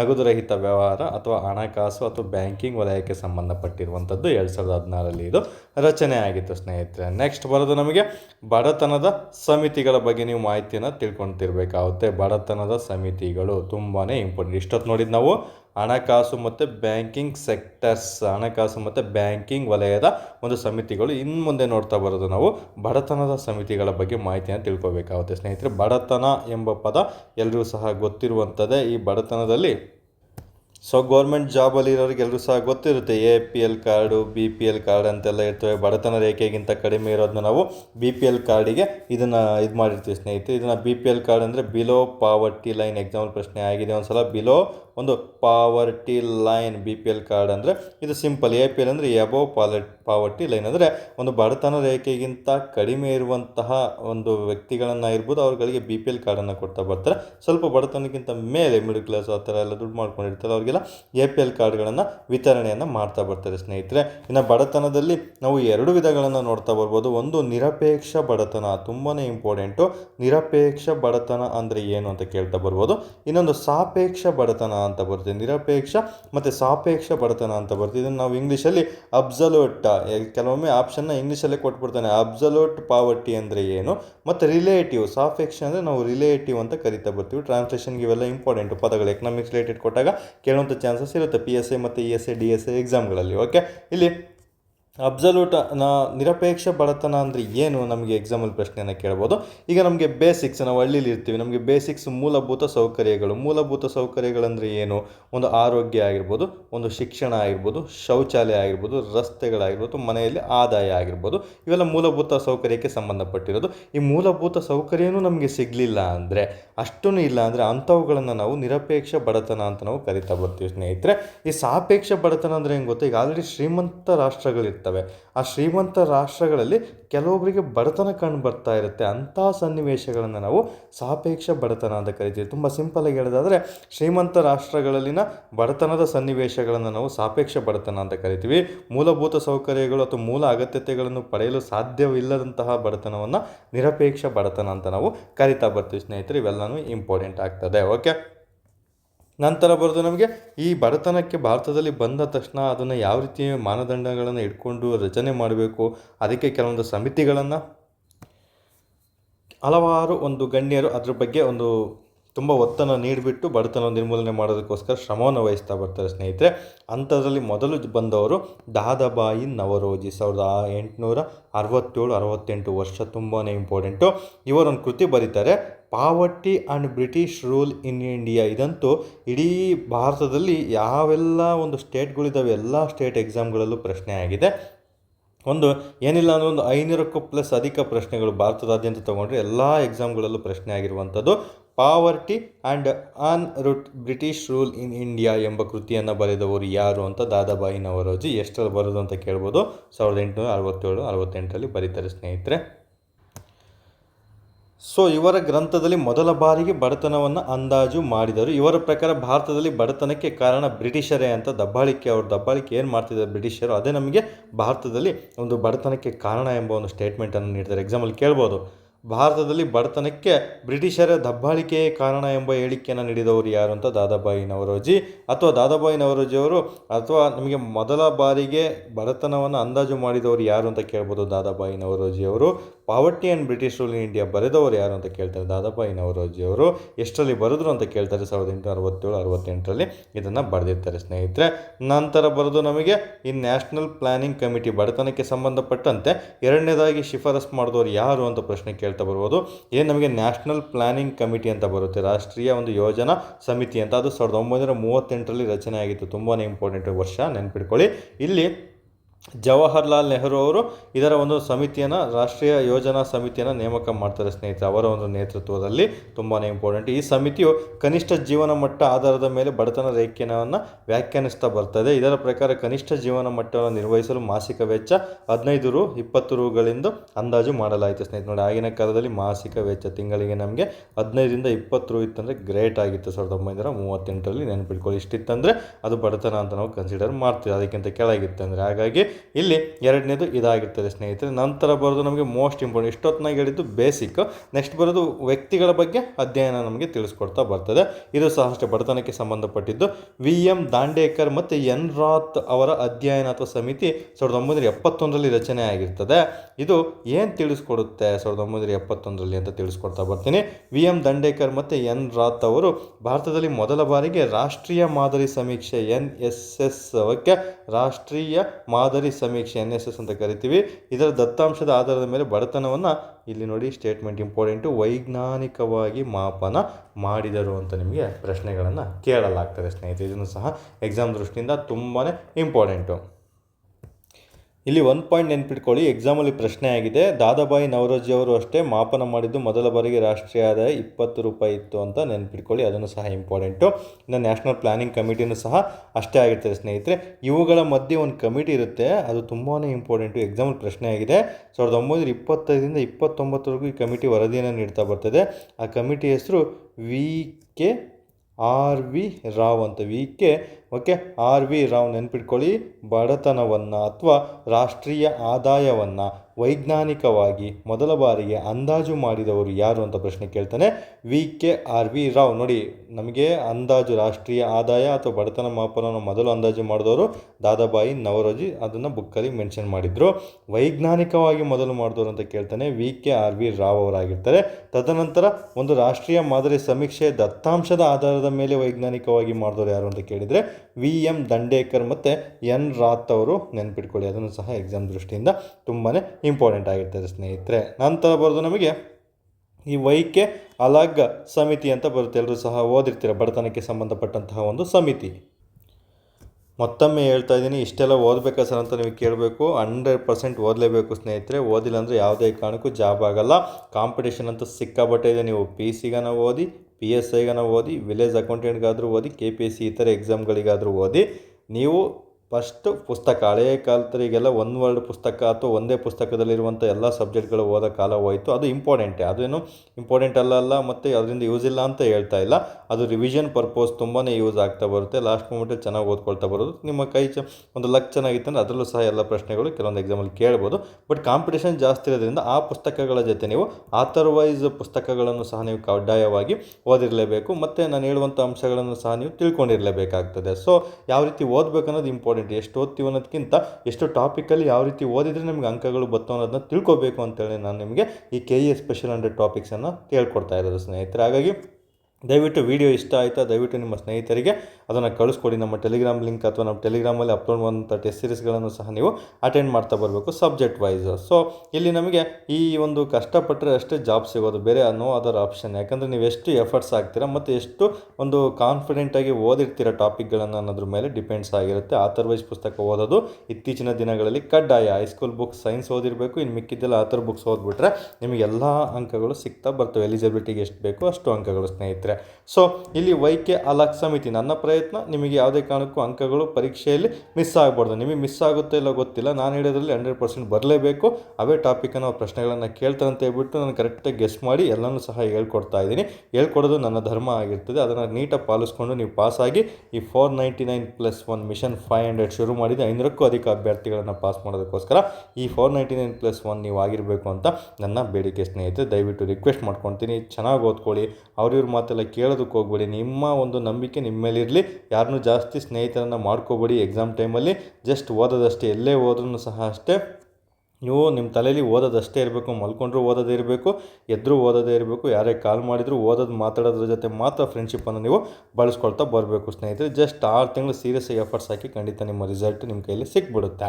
ಇಲ್ಲಿ ವೈಕೆ ಅಲಕ್ ಸಮಿತಿಯನ್ನು ನೋಡ್ತಾ ಬರೋಣ. ಈಗ ಇದು 1977ರಲ್ಲಿ ರಚನೆ ಆಯಿತು. 1979ರಲ್ಲಿ ಇದು ವರದಿಯನ್ನು ನೀಡ್ತಾ ಬರ್ತಾರೆ ಸ್ನೇಹಿತರೆ. ಭಾರತದಲ್ಲಿ ಒಂದು ಬಡತನ ರೇಖೆಯನ್ನು ಅಂದಾಜು ಮಾಡಿದಂತಹ ಒಂದು ಸಮಿತಿ. ಎಕ್ಸಾಂಪಲ್ ಕೇಳ್ತಾನೆ, ಬಡತನಕ್ಕೆ ಸಂಬಂಧಪಟ್ಟಂತೆ ಈ ಕೆಳಗಿನ ಯಾವ ಸಮಿತಿಗಳು ಸಂಬಂಧಿಸಿದೆ ಅಂತ. ಅದರಲ್ಲಿ ಮೊದಲನೇದು ವೈಕೆ ಅಲಕ್ ಸಮಿತಿ ಆಗಿರ್ಬೋದು, ಮತ್ತು ದಾವತ್ ಅವೆಲ್ಲ ಹೇಳಿದ್ನಲ್ಲ, ಅವೆಲ್ಲ ಸಮಿತಿಗಳು ಬಡತನಕ್ಕೆ. ಈಗ ಏನು ಹೇಳ್ತಿದ್ದೀನಿ ಎಲ್ಲ ಬಡತನ ರಿಲೇಟೆಡ್ ಸಮಿತಿಗಳೇ ಆಗಿರ್ತವೆ. ಇನ್ನೂ 4-5 ಸಮಿತಿಗಳು ಇದ್ದಾವೆ ಸ್ನೇಹಿತರೆ. ಹಾಗಾಗಿ ವಿಡಿಯೋ ತುಂಬ ಲೆಂತಿ ಆಗುತ್ತೆ, ಬಟ್ 100% ನಿಮಗೆ ಸಮಿತಿ ಅಂದರೆ ಅದೊಂದೇ ಹೇಳಲ್ಲ, ಬೇರೆ ಬೇರೆ ಆ್ಯಂಗಲಲ್ಲಿ ಎಲ್ಲನೂ ಹೇಳ್ತಾ ಇದ್ದೀನಿ. ಖಂಡಿತ ಒಂದಲ್ಲ ಒಂದು ಪ್ರಶ್ನೆ ಮುಂದಿನ ಎಕ್ಸಾಮ್ಗಳಲ್ಲಿ ಬಂದೇ ಬರುತ್ತೆ ಸ್ನೇಹಿತರೆ. ಹಾಗಾಗಿ ಇಲ್ಲಿ ನಮಗೆ ಬಡತನ ರೇಖೆಯನ್ನು ಅಂದಾಜು ಮಾಡ್ತು. ಯಾವ ರೀತಿ ಅಂದಾಜು ಮಾಡ್ತಂದರೆ, ಈ ಗ್ರಾಮೀಣದಲ್ಲಿ ಈ 2400ಕ್ಕೂ ಅಧಿಕ ಕ್ಯಾಲೋರಿಗಳನ್ನು ಅವರು ಪಡ್ಕೊಂಡ್ರೆ ಅಥವಾ ಅದಕ್ಕಿಂತ ಕಡಿಮೆ ಕ್ಯಾಲೋರಿಯನ್ನು ಅವ್ರು ಪಡ್ಕೊಂಡ್ರೆ ಗ್ರಾಮೀಣ ಮಟ್ಟದಲ್ಲಿ ಬಡತನ ಇದೆ ಅಂತ ಕನ್ಸಿಡರ್ ಮಾಡ್ತಾ ಬರ್ತಾರೆ ಆ ಊರಲ್ಲಿ. ನಂತರ ನಗರದಲ್ಲಿ ಒಬ್ಬ ವ್ಯಕ್ತಿಗೆ 2100 ಕ್ಯಾಲೋರಿಗಿಂತ ಕಡಿಮೆ ಏನಾದರೂ ಸಿಗ್ತಾನೆ ಪೌಷ್ಟಿಕಾಂಶ ಅವನಿಗೆ, ಅದನ್ನು ಬಡತನ ಅಂತ ಕನ್ಸಿಡರ್ ಮಾಡ್ತಾ ಬರ್ತಾರೆ ಸ್ನೇಹಿತರೆ. ನೋಡಿ, 2400 ಕ್ಯಾಲೋರಿ ಗ್ರಾಮೀಣಗೆ ಸಂಬಂಧಪಟ್ಟಂತೆ 2100 ಕ್ಯಾಲೋರಿ. ನಿಮ್ಮ ದಿನಕ್ಕೆ ತಿನ್ನಬೇಕಾದ್ರೆ ಏನೇ ಊಟ ಮಾಡಿದ್ರೆ ಕ್ಯಾಲೋರಿಗಳ ಮೂಲಕನೇ ತೊಗೊಳ್ತಾ ಬರ್ತೀವಿ ನಾವು. ಬಾಡಿಗೆ ಇಷ್ಟು ಕ್ಯಾಲೋರಿ ಆಯಿತು, ಮತ್ತು ಫ್ಯಾಟ್ ಆಗ್ತಿದೆಯಪ್ಪ, ಇಷ್ಟು ಕ್ಯಾಲೋರಿ ಬರ್ನ್ ಮಾಡಬೇಕಂತೆಲ್ಲ ಮಾತಾಡ್ತಿರ್ತಾರಲ್ಲ. ಸೊ ಇದು ಊಟಕ್ಕೆ ಸಂಬಂಧಪಟ್ಟಂತೆ, ಪೌಷ್ಟಿಕಕ್ಕೆ ಸಂಬಂಧಪಟ್ಟಂತೆ ಅಥವಾ ಆಹಾರಕ್ಕೆ ಸಂಬಂಧಪಟ್ಟಂತೆ ಆಗಿರ್ತದೆ ಸ್ನೇಹಿತರೆ. ನಮಗೆ 2400 ಕ್ಯಾಲೋರಿ ಆಹಾರವನ್ನು ನಗರ ಪ್ರದೇಶದಲ್ಲಿ 2100 ಕ್ಯಾಲೋರಿಗಿಂತಲೂ ಕಡಿಮೆ ಆಹಾರವನ್ನು ಅನುಭೋಗಿಸುವವರನ್ನು ನಾವು ಬಡವರು ಅಂತ ಕನ್ಸಿಡರ್ ಮಾಡಿದ್ದು ಯಾವ ಸಮಿತಿ ಅಂತ ಕೇಳ್ತಾನೆ, ವೈಕೆ ಅಲಗ್ ಸಮಿತಿ. ನೆನಪಿಟ್ಕೊಂಡಿರಲೇಬೇಕಾಗ್ತದೆ ಸ್ನೇಹಿತರೆ. ಎಕ್ಸಾಂಪಲ್ ಕೇಳ್ತಾನೆ, 2400 ಗ್ರಾಮೀಣ, 2100 ಯಾಕೆ ಸರಿ ನಗರದಲ್ಲಿ ಕಡಿಮೆ ಇದೆ ಗ್ರಾಮೀಣದಲ್ಲಿ ಜಾಸ್ತಿ ಇದೆ ಅಂತ ಕೇಳ್ಬೋದು. ಗ್ರಾಮೀಣದಲ್ಲಿ ಶ್ರಮಜೀವಿಗಳಿರ್ತಾರೆ, ರೈತರಿರ್ತಾರೆ, ಮತ್ತು ಬಿಸ್ನೆಸ್ ಮ್ಯಾನ್ಗಳಿಗೆ ಹೋಟೆಲ್ ಬಿಸ್ನೆಸ್ ಆಗಿರ್ಬೋದು ಎಲ್ಲ ಥರ ಇರ್ತವೆ. ಅಲ್ಲಿ ಶ್ರಮವನ್ನು ಜಾಸ್ತಿ ಪಡ್ತಾರೆ ಸ್ನೇಹಿತರೆ. ರೈತರಾಗಿರ್ಬೋದು ಅಥವಾ ಕೆಲಸ ಮಾಡೋದು, ಗಾರೆ ಕೆಲಸ, ಮನೆ ಕಟ್ಟೋದು, ಇವೆಲ್ಲ ಹಳ್ಳಿಲಿ ಜಾಸ್ತಿ ಇರ್ತವೆ. ಸಿಟಿಲಿ ಇರ್ತವೆ ಇರಲ್ಲ ಅಂತಲ್ಲ, ಹಳ್ಳಿಲಿ ಜಾಸ್ತಿ ಇರ್ತವೆ. ಅವರಿಗೆ ಕೆಲಸ ಮಾಡೋದಕ್ಕೆ ಜಾಸ್ತಿ ಕ್ಯಾಲೋರಿ ಬೇಕಾಗ್ತದೆ ಸ್ನೇಹಿತರೆ. ಎಕ್ಸಾಮಲ್ಲಿ ಇದನ್ನು ಸಹ ಸ್ಟೇಟ್ಮೆಂಟ್ ಮೂಲಕ ಕೇಳಿದ್ದಾನೆ. 2400 ಕ್ಯಾಲೋರಿ ಗ್ರಾಮೀಣ, 2100 ಕ್ಯಾಲೋರಿ ನಗರಕ್ಕೆ ಏಕೆ ಕೊಡಲಾಗಿದೆ, ಏಕೆ ಅಂತ ಎಲ್ಲ ಪ್ರಶ್ನೆಯನ್ನು ಕೇಳ್ತಾ ಬರ್ತಾನೆ. ಅಲ್ಲಿ ಅತಿ ಹೆಚ್ಚಾಗಿ ಒಂದು ದೇಹವನ್ನು ದಂಡಿಸ್ತಾರೆ ಹಳ್ಳಿ ಸೈಡು. ಆ ಸ್ಟೇಟ್ಮೆಂಟನ್ನು ನೀವು ನೆನಪಲ್ಲಿ ಇಟ್ಕೊಂಡಿರಲೇಬೇಕಾಗ್ತದೆ. ಸೊ ನೆಕ್ಸ್ಟ್ ಬರೋದು ನಮಗೆ DT ಲಕ್ಡವಾಲ ಸಮಿತಿ ಅಂತ ಬರ್ತದೆ. ಓಕೆ, ಈ ಲಕ್ಡವಾಲ ಸಮಿತಿ ಬಗ್ಗೆಯೂ ಸಹ ಎಕ್ಸಾಮಲ್ಲಿ ತುಂಬ ಬಾರಿ ಪ್ರಶ್ನೆ ಕೇಳಿದೆ. ಇದು ರಚನೆಯಾಗಿದ್ದು 1989. ಇದು ವರದಿ ನೀಡಿದ್ದು 1993ರಲ್ಲಿ ವರದಿಯನ್ನು ನೀಡ್ತಾ ಬರ್ತದೆ ಸ್ನೇಹಿತರೆ. ಇದನ್ನು ಸಹ ಅಷ್ಟೇ ಬಡತನಕ್ಕೆ ಸಂಬಂಧಪಟ್ಟಂತಹ ಒಂದು ಸಮಿತಿ ಆಗಿರ್ತದೆ. ಬಟ್ ಇದು ಒಂದು ಹೊಸ ವಿಧಾನವನ್ನು ಕಂಡುಹಿಡಿತಾರೆ. ಹಳೆ ಸಮಿತಿ ಏನು, ವೈಕೆ ಅಲಕ್ ಸಮಿತಿ ಕ್ಯಾಲೋರಿಗೆ ಸಂಬಂಧಪಟ್ಟಿದ್ದು. ಇದು ಕೌಟುಂಬಿಕ ತಲಾ ಅನುಭೋಗ ವೆಚ್ಚ. ಇದು ಕಂಪ್ಲೀಟ್ ಒಂದು ಕುಟುಂಬದ ಒಂದು ತಲಾ ಅನುಭೋಗ ವೆಚ್ಚದ ಆಧಾರದ ಮೇಲೆ ಇದೊಂದು ವರದಿಯನ್ನು ನೀಡ್ತಾ ಬರ್ತದೆ ಸ್ನೇಹಿತರೆ. ಜಸ್ಟ್ ಇದನ್ನು ನೆನಪಿಟ್ಕೊಳ್ಳಿ, ಕೌಟುಂಬಿಕ ತಲಾ ಅನುಭೋಗ ವೆಚ್ಚ ಅನ್ನೋದು ಇಲ್ಲಿ ಇಂಪಾರ್ಟೆಂಟ್ ಆಗಿರ್ತದೆ. ನಂತರ ಬರೋದು ಸುರೇಶ್ ತೆಂಡೂಲ್ಕರ್ ಸಮಿತಿ. ತುಂಬಾ ಇಂಪಾರ್ಟೆಂಟ್. ಇದು ಸಚಿನ್ ತೆಂಡೂಲ್ಕರ್ ಅಲ್ಲ, ಸುರೇಶ್ ತೆಂಡೂಲ್ಕರ್ ಸಮಿತಿ ಅಂತ ನೆನಪಿಟ್ಕೋಬೇಕಾಗ್ತದೆ. ಇಲ್ಲಿ 2005ರಲ್ಲಿ ರಚನೆಯಾಗಿ 2009ರಲ್ಲಿ ಇದು 4 ವರ್ಷ ತೊಗೊಂಡ್ಮೇಲೆ ವರದಿಯನ್ನು ನೀಡ್ತಾ ಬರ್ತದೆ ಸ್ನೇಹಿತರೆ. ಅಲ್ಲಿ ನಮಗೆ ಕೌಟುಂಬಿಕ ತಲಾ ವೆಚ್ಚ ಅಂತ ಬಂತು. ಇದನ್ನು ಸೇಮು ಕೌಟುಂಬಿಕ ತಲಾ ಅನುಭೋಗ ವೆಚ್ಚಕ್ಕೆ ಸಂಬಂಧಪಟ್ಟಿದ್ದು, ಬಟ್ ಇಲ್ಲಿ ಮಾಸಿಕ, ತಿಂಗಳಿಗೆ ಸಂಬಂಧಪಟ್ಟಂತೆ ನೆನ್ಪಿಟ್ಕೋಬೇಕು. ಈ ಪದ ಇಲ್ಲಿ ತುಂಬಾ ಇಂಪಾರ್ಟೆಂಟ್ ಆಗಿರ್ತದೆ. ಇದು ಬಡತನಕ್ಕೆ ಸಂಬಂಧಪಟ್ಟಂತಹ ಒಂದು ಸಮಿತಿ ಆಗಿರ್ತದೆ. ಮೋಸ್ಟ್ ಇಂಪಾರ್ಟೆಂಟ್, ನೆನ್ಪಿಟ್ಕೊಳ್ಳಿ. ನೆಕ್ಸ್ಟ್ ಬರೋದು ನಮಗೆ ಸಿ ರಂಗರಾಜನ್ ಸಮಿತಿ. ಸಿ ರಂಗರಾಜನ್ ಸಮಿತಿ ಆಗಿರ್ತದೆ. ಇದು 2012ರಲ್ಲಿ ರಚನೆ ಆಗಿರ್ತದೆ. ಇದು ಹೊಸ ಬಡತನ ರೇಖೆಗೆ ಲೆಕ್ಕಾಚಾರವನ್ನು ಹಾಕಿದಂಥದ್ದಾಗಿರ್ತದೆ. ಬಟ್ ಇದನ್ನು ಸಹ ಅಷ್ಟೇ ಸೇಮ್ ಏನು ತೆಂಡೂಲ್ಕರ್ ಸಮಿತಿ ಹೇಳುತ್ತೆ ಮಾಸಿಕ ತಲಾನುಭೋಗ ವೆಚ್ಚದ ಬಗ್ಗೆ, ಅದೇ ಮಾಹಿತಿಯನ್ನು ಮುಂದುವರಿಸ್ಕೊಂಡು ಹೋಗ್ಬೋದು ಅಂತ ವರದಿಯನ್ನು ನೀಡ್ತಾ ಬರ್ತದೆ ಸ್ನೇಹಿತರೆ. ನಂತರ ಬರೋದು ಅರವಿಂದ್ ಪನಾಗರಿಯ ಸಮಿತಿ. ನಿಮಗೆಲ್ಲ ಸಹ ಗೊತ್ತು, ಅರವಿಂದ್ ಪನಾಗರಿ ಅಂದರೆ ಇವರು ನೀತಿ ಆಯೋಗದ ಉಪಾಧ್ಯಕ್ಷರು ಸಹ ಆಗಿ ಕಾರ್ಯವನ್ನು ನಿರ್ವಹಿಸಿದರು.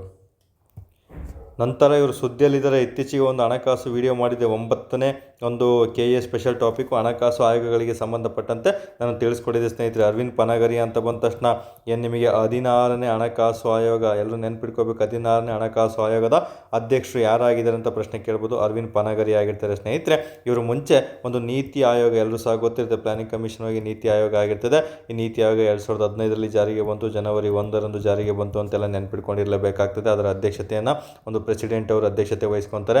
ಅದರಲ್ಲಿ ಉಪಾಧ್ಯಕ್ಷರು ಯಾರಾಗಿದ್ದಾರೆ ಪ್ರೆಸೆಂಟು, ಅದರ CEO ಪ್ರೆಸೆಂಟ್ ಯಾರು ಅಂತ ನಿಮಗೆ ಪ್ರಶ್ನೆಗಳನ್ನು ಕೇಳಲಾಗ್ತದೆ. ನೆನಪಲ್ಲಿಟ್ಕೊಂಡಿರಬೇಕು, ತುಂಬಾ ಇಂಪಾರ್ಟೆಂಟ್ ಆಗಿರ್ಬೋದು.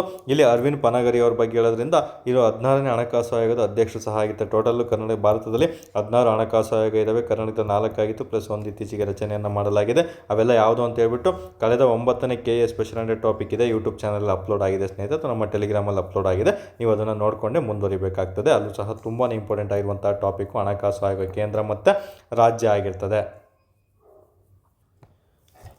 ಇಷ್ಟು ಅಂಶಗಳನ್ನು ನೀವು ತಿಳ್ಕೊಂಡಿರಲೇಬೇಕಾಗ್ತದೆ. ಓಕೆ, ಅರವಿಂದ್ ಪನಾಗರಿಯ ಸಮಿತಿ ಸಂಬಂಧಪಟ್ಟಂತೆ ಬಡತನ ರೇಖೆ, ಬಡತನ ಅನುಪಾತಗಳನ್ನು ವ್ಯಾಖ್ಯಾನಿಸೋದರಿಂದ ಒಂದು ಹಲವಾರು ಅನುಕೂಲಗಳನ್ನು ತಿಳಿಸ್ಕೊಡ್ತು. ಅದರ ಮೇಜಲ್ಲಿ 3 ಅನುಕೂಲವನ್ನು ತಿಳಿಸ್ಕೊಟ್ಟಿದೆ ಸ್ನೇಹಿತರೆ. ಅವೇನು ಅನುಕೂಲಗಳು ಏನು ಇಂಪಾರ್ಟೆಂಟ್ ಅಲ್ಲ.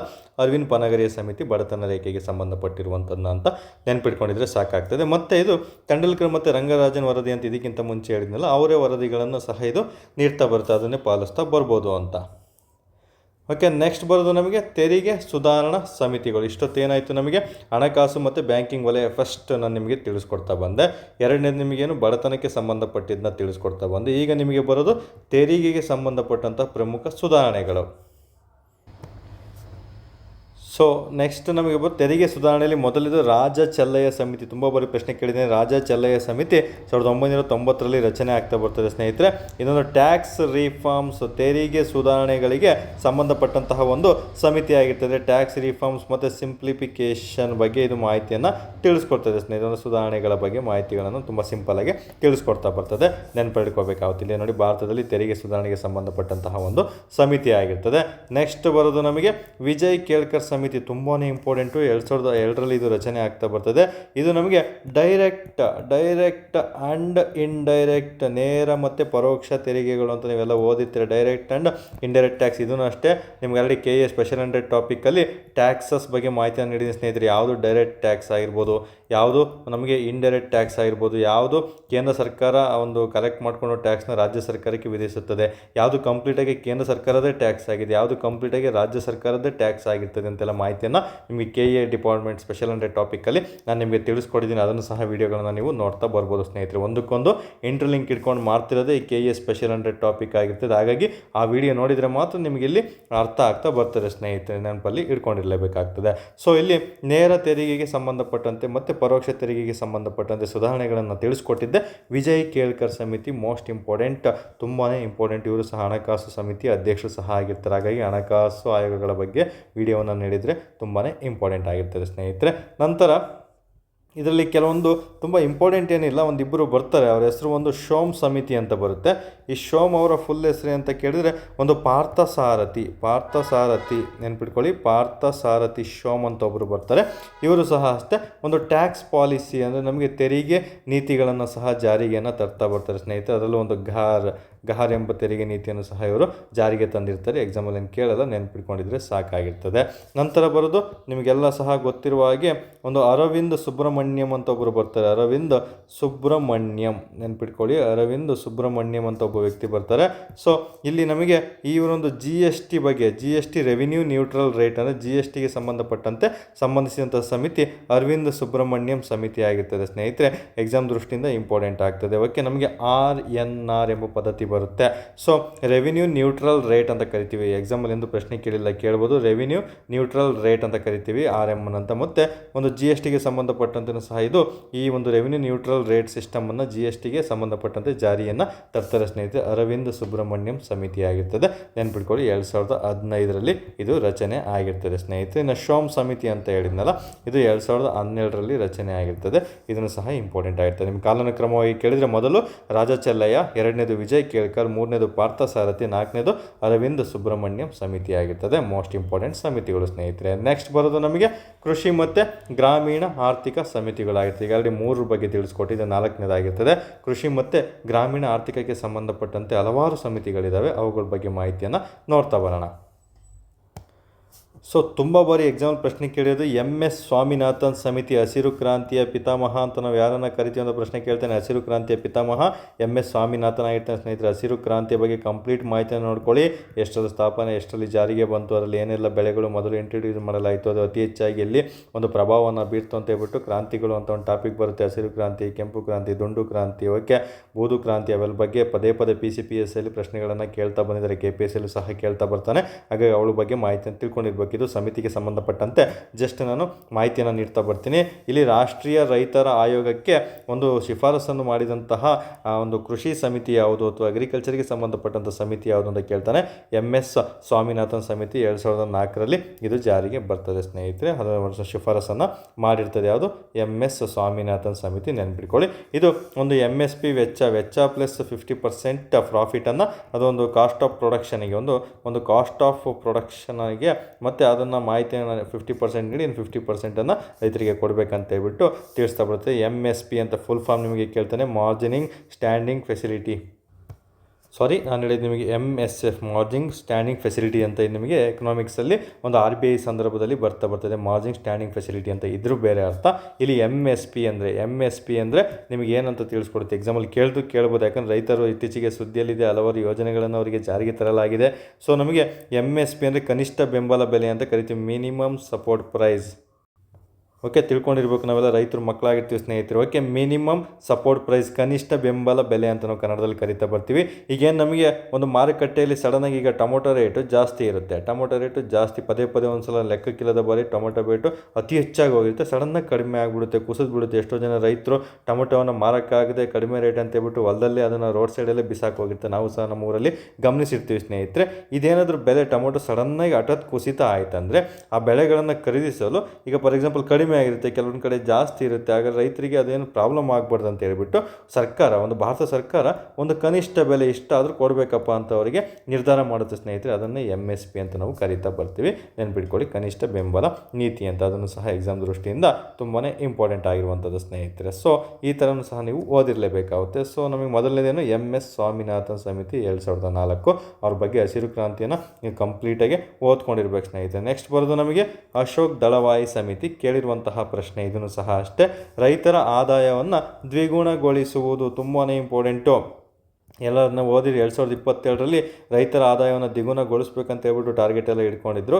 ಸೊ ಅಶೋಕ್ ದಳವಾಯಿ ಸಮಿತಿ ರೈತರ ಆದಾಯವನ್ನು ದ್ವಿಗುಣಗೊಳಿಸಲು ಶುರುವಾದಂತಹ ಸಮಿತಿ. ಇದು ರೈತರಿಗೆ ಸಂಬಂಧಪಟ್ಟಿದ್ದು ಅಥವಾ ಕೃಷಿಗೆ ಸಂಬಂಧಪಟ್ಟಿದ್ದು ಅನ್ನೋದನ್ನ ನೀವು ನೆನಪಲ್ಲಿ ಇಟ್ಕೊಂಡಿರಲೇಬೇಕಾಗ್ತದೆ ಸ್ನೇಹಿತರೆ. ನೆಕ್ಸ್ಟ್ ಬರೋದು ನಮಗೆ ಇದರಲ್ಲೇ ಒಂದು BS ಮೀನಸ್ ಅಂತ ಒಬ್ಬರು ಬರ್ತಾರೆ. BS ಮೀನಸ್ ಸಮಿತಿ ಅಂತ ಒಂದು ಬರುತ್ತೆ.